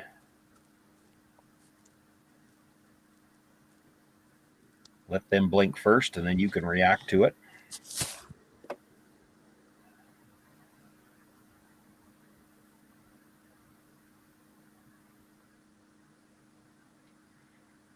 So they did decide just going to play the freeze onto their own. Expect Schwartz will peel the guard.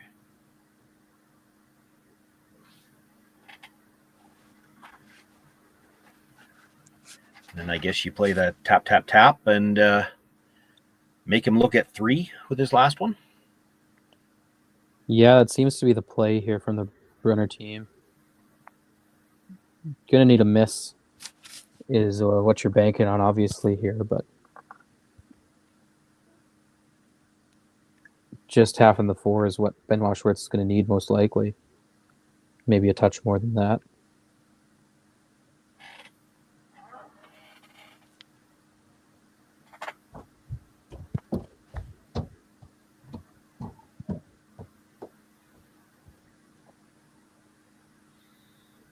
Once they know they're by, you see them switch for a little extra curl. Any tap they could get on the yellow now would help them later on.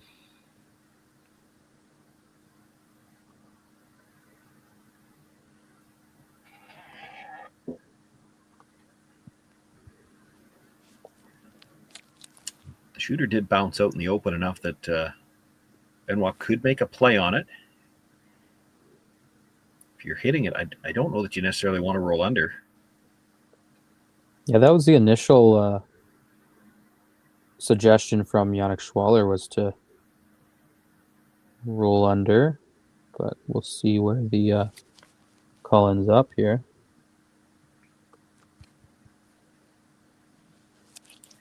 Just the way those rocks spread around off the tap, they can see a piece of the red stone on the outturn side, so you might be able to play yellow onto red, or pardon me, red onto yellow, with enough weight to move it back, sit dead buried top of the forefoot.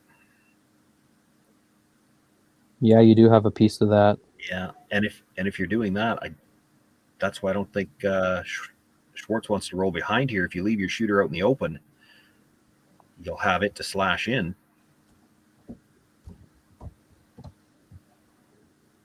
Well, it is Sven Michel on the curl now. Looks like they're only going to nose it, maybe even a touch flop outside. Not much, though. I think that's a pretty good spot.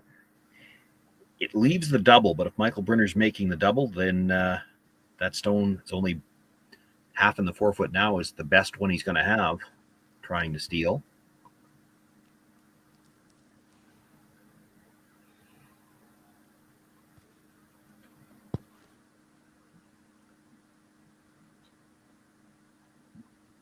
Looking at the shot we talked about as well, playing the red onto the yellow.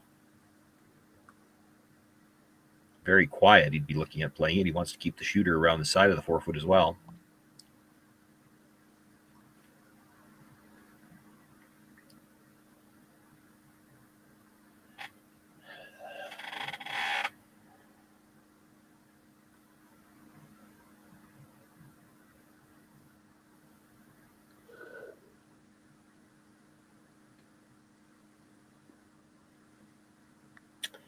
red onto the yellow and roll to the side of the 8-foot is probably your best result. It'll get you the closest to the closest to the button that you can get. You'll have almost full 4 buried.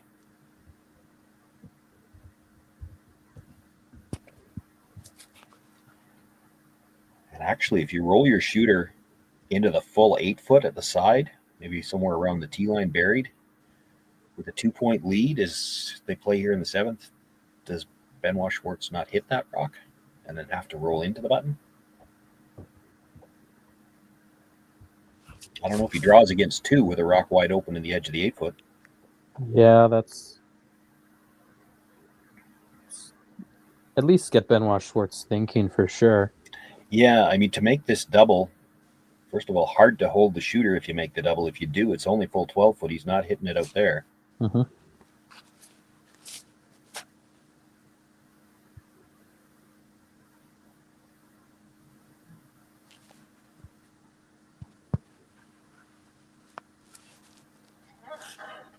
But it's the double either way.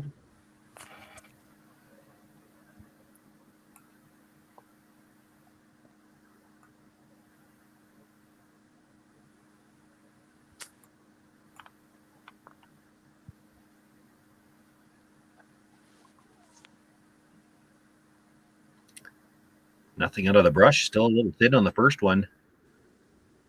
Wow. Catches enough the second one to spill it out of the rings. Loses the shooter as well.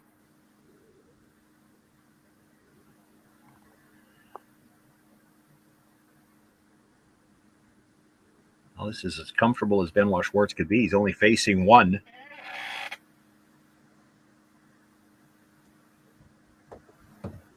Needs almost full 4-foot. They have thrown this in turn draw a number of times in this game. They've actually thrown it a little wider a couple of times too. Comfortable on this side. Worst case scenario, they're 1 up with coming home. Yeah, no doubt. Not much pressure on Benoit as he throws this one.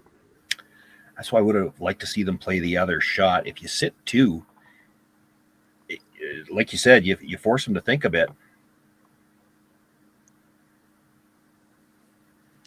Maybe at the very least put 2 shots into his mind.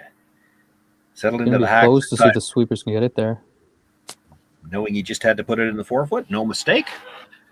Benoit Schwartz, nice draw with his final stone. Schwaller picks up 1 and retakes the 3-point lead. It'll be Brunner with last rock coming home.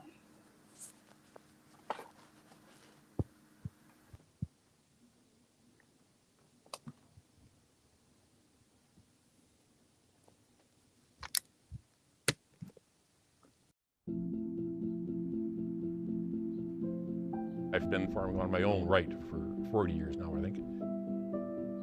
It's a very wholesome enterprise.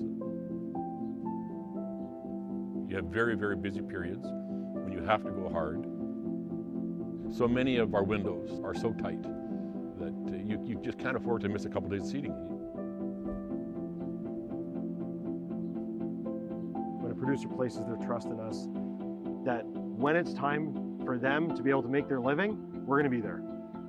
That's a tremendous responsibility that it's not a one-day-a-year thing, right? In order to actually deliver on that, you have to build your processes and you have to build your team and you have to have a mindset of operational excellence because there's a lot of things that can go wrong. And it's our job to make sure that they don't go wrong. Or if they do go wrong, that we can fix it before it affects our customer.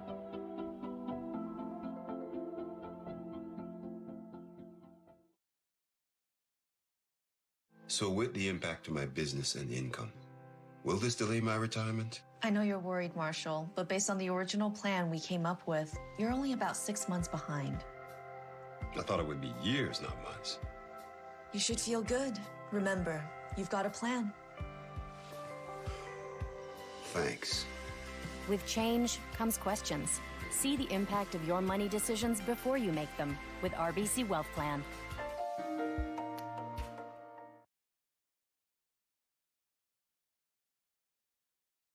Light up your love for curling with our customizable neon LED lights from Letterlands. Choose your new neon mixed doubles partner or make a statement with a neon curling rock in your window. Also actual letter lamps. Use discount code WHOA for 15% off. Only at letterlamps.com.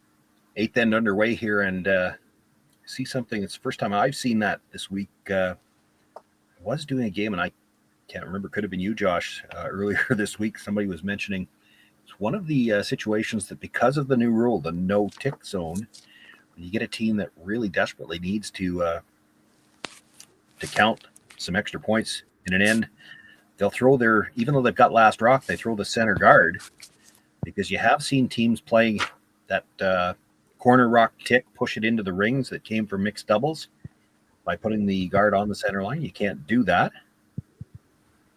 A little panic there for Pablo Lachad. You saw him, looked like he felt like he had something under the rock there coming out, had to shake it loose. Boy, that's a good recovery. Yeah, definitely an interesting play from Brunner, putting the guard up on the center there. Well, you do it so that they can't push it into the rings. And I've heard about it. I haven't seen it done yet until just now. I've seen a couple firsts this week. I saw Steve Laycock and I believe it was Nicholas Adine have a little discussion over whether a rock was touching the center line, and it could be ticked over. No real measurement for that, like we do have a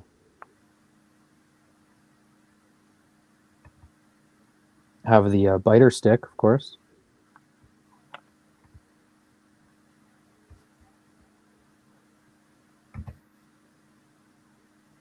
I don't know if there's a universal one, but I think there are a couple of measurement tools out there. I do remember last year here in Saskatchewan at seniors, they came up with something, and part of it was because, and they saw it in advance. It wasn't something where a problem came up and then they had to react to it. Sure. It's very similar to what you see here. There's a logo through the ice. So they had to come up with something that would extend the center line upwards.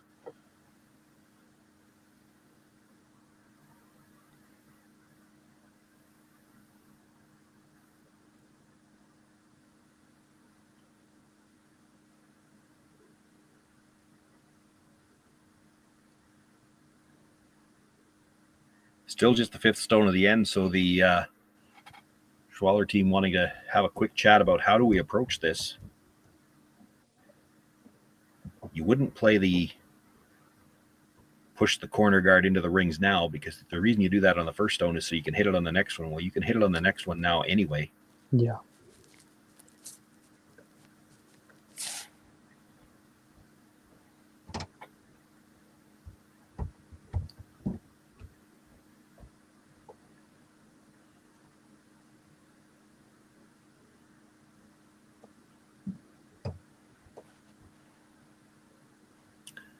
You know, once upon a time, 3-up coming home like this, you just throw the rock through, and I don't see any reason why you wouldn't do that here. He's actually left the two guards are in a position where you're going to have a chance for the double peel on the next attempt. Yep. So why put another rock where you could jam something? Lengthy discussion. Women's final sits at 4-3 in the favor of Jolene Campbell. They're playing the 7th here currently.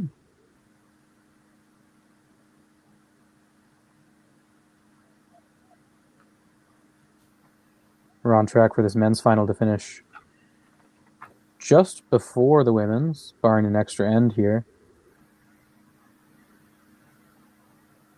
So you can feel free to switch over to the women's once we're done here. And they do end up firing it through. Took them a long time to get to that, but firing it through. So now the Brunner team look to come between the two reds, sit on the face of the stone at the back 4-foot. He's still got rocks to work with. 3 is not out of the question here. Yeah, exactly.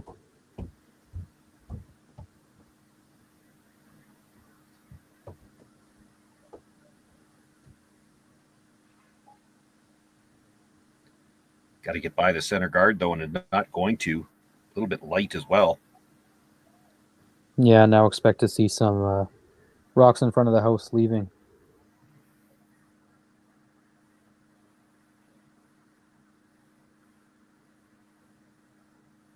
The easiest double is the two that are close together. Have to be a little careful not to jam it on something in the rings. The weight they're going to throw here, they'd have to be a little unfortunate to jam it solid enough that it stays.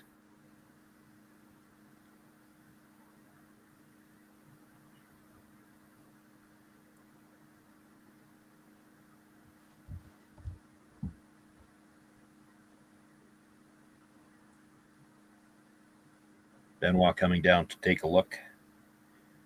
There are doubles both ways. They could play the lone guard on the side, come across, hit the back end of the other red, kick one out the side, and have the shooter carry through.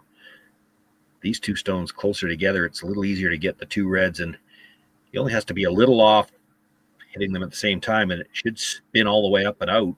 It's close there. Gets both of them and rolls the shooter out. Perfect from Sven Michel.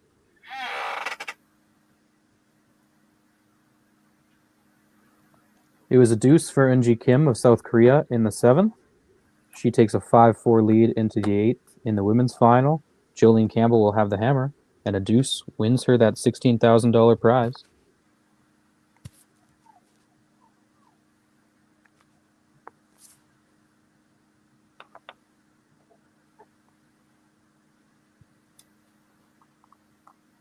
I don't understand this call at all.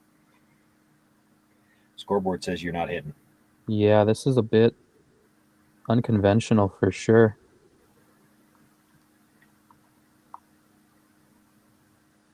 Took a bit of a double take at that, to be honest with you.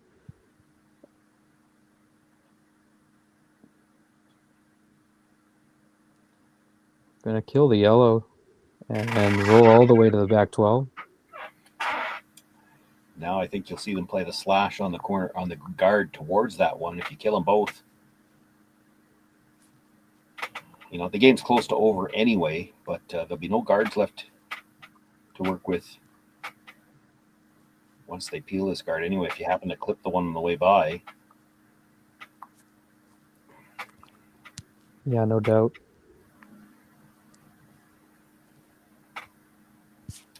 I guess if it was as close as our scoreboard says it was, we've got 7-5 on our scoreboard. It's actually 8-5 coming home. I did neglect to mention that. I did notice it. I figured it would have been fixed promptly. There it is. Oh, no, not quite. Just needed to change the one. There we go. And he'll catch the one in the back 12 as well. Wow. So just the one rock left in play, the stone top 8 belonging to Schwaller, and with 4 stones left to come, Brunner needs to find a way to count 3 of them. You're going to come around the yellow to the back 12. Yeah, a bit of a Hail Mary now for Michael Brunner. I think this game is just about all but wrapped up, barring some incredible misses from the Schwaller side. Going to need 2 picks and a power outage. Yeah.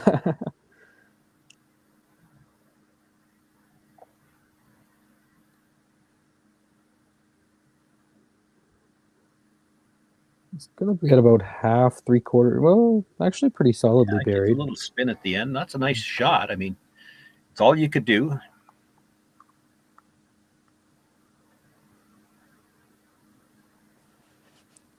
Yannick Schwaller now to run this yellow straight back. Won't mind if he just picks it clean either. Obviously. He's going to miss it altogether, though. And now nothing left to hide behind. No, that's what I meant. He wouldn't mind picking the yellow clean. Oh, okay, okay. That's true. As long as you're not missing open hits here, it's still you've well got on 2 track to stones take left.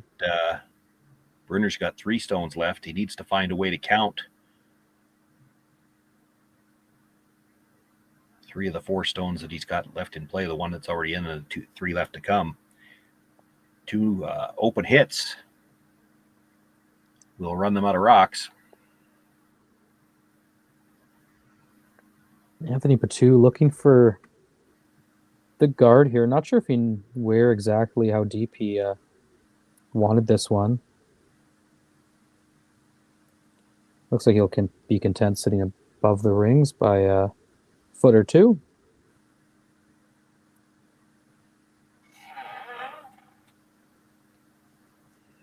That'll be the last guard they can throw. They have to come in after that.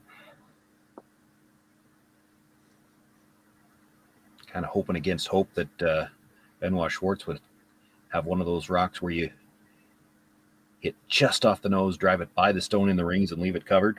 No such luck. Not today.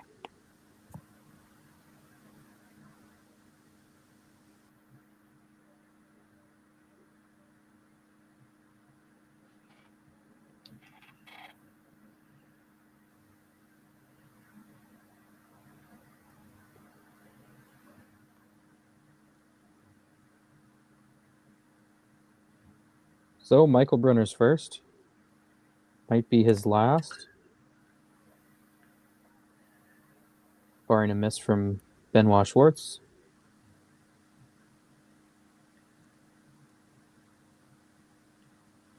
I am prepared to bet they will be brushes down on Benoit Schwartz's stone as soon as he lets go. No doubt. You don't want to leave anything up to chance, and they're cleaning that path pretty fervently. The only thing that probably hurts you is a pick.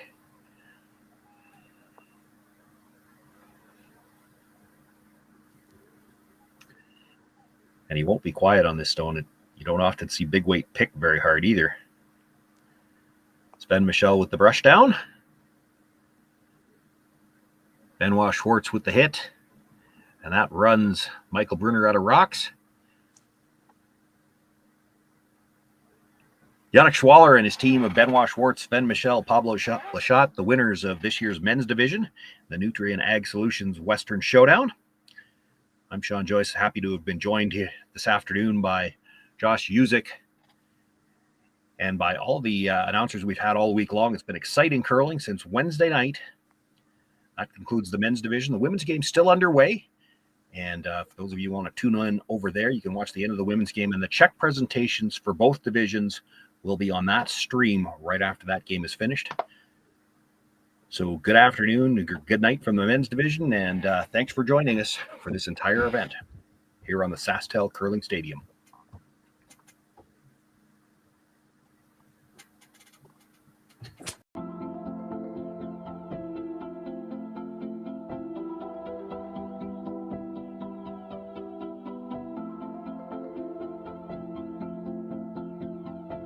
We feed the world with Nutrien, and a large portion of what our job is to get fertilizer out with the carriers so they can get directed to the farms or to the different retail locations. We know that if we don't have the answer to something, we're not afraid to reach out because we have support from everyone. We've got a really good team behind us.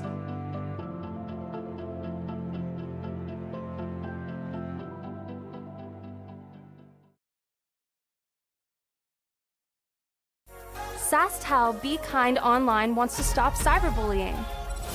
Want in on the action? We award up to $1,000 for youth initiatives that help spread kindness and prevent bullying. What great idea do you have to help stop bullying? SaskTel can help. Go to BeKindOnline.com and apply for a grant today. Together, we can make a difference.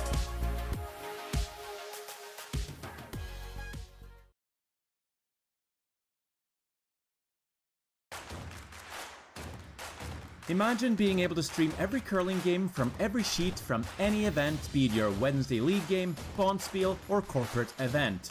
Curling Stadium offers an all-inclusive streaming solution featuring high-quality cameras, ease of use, great reliability, and minimal installation.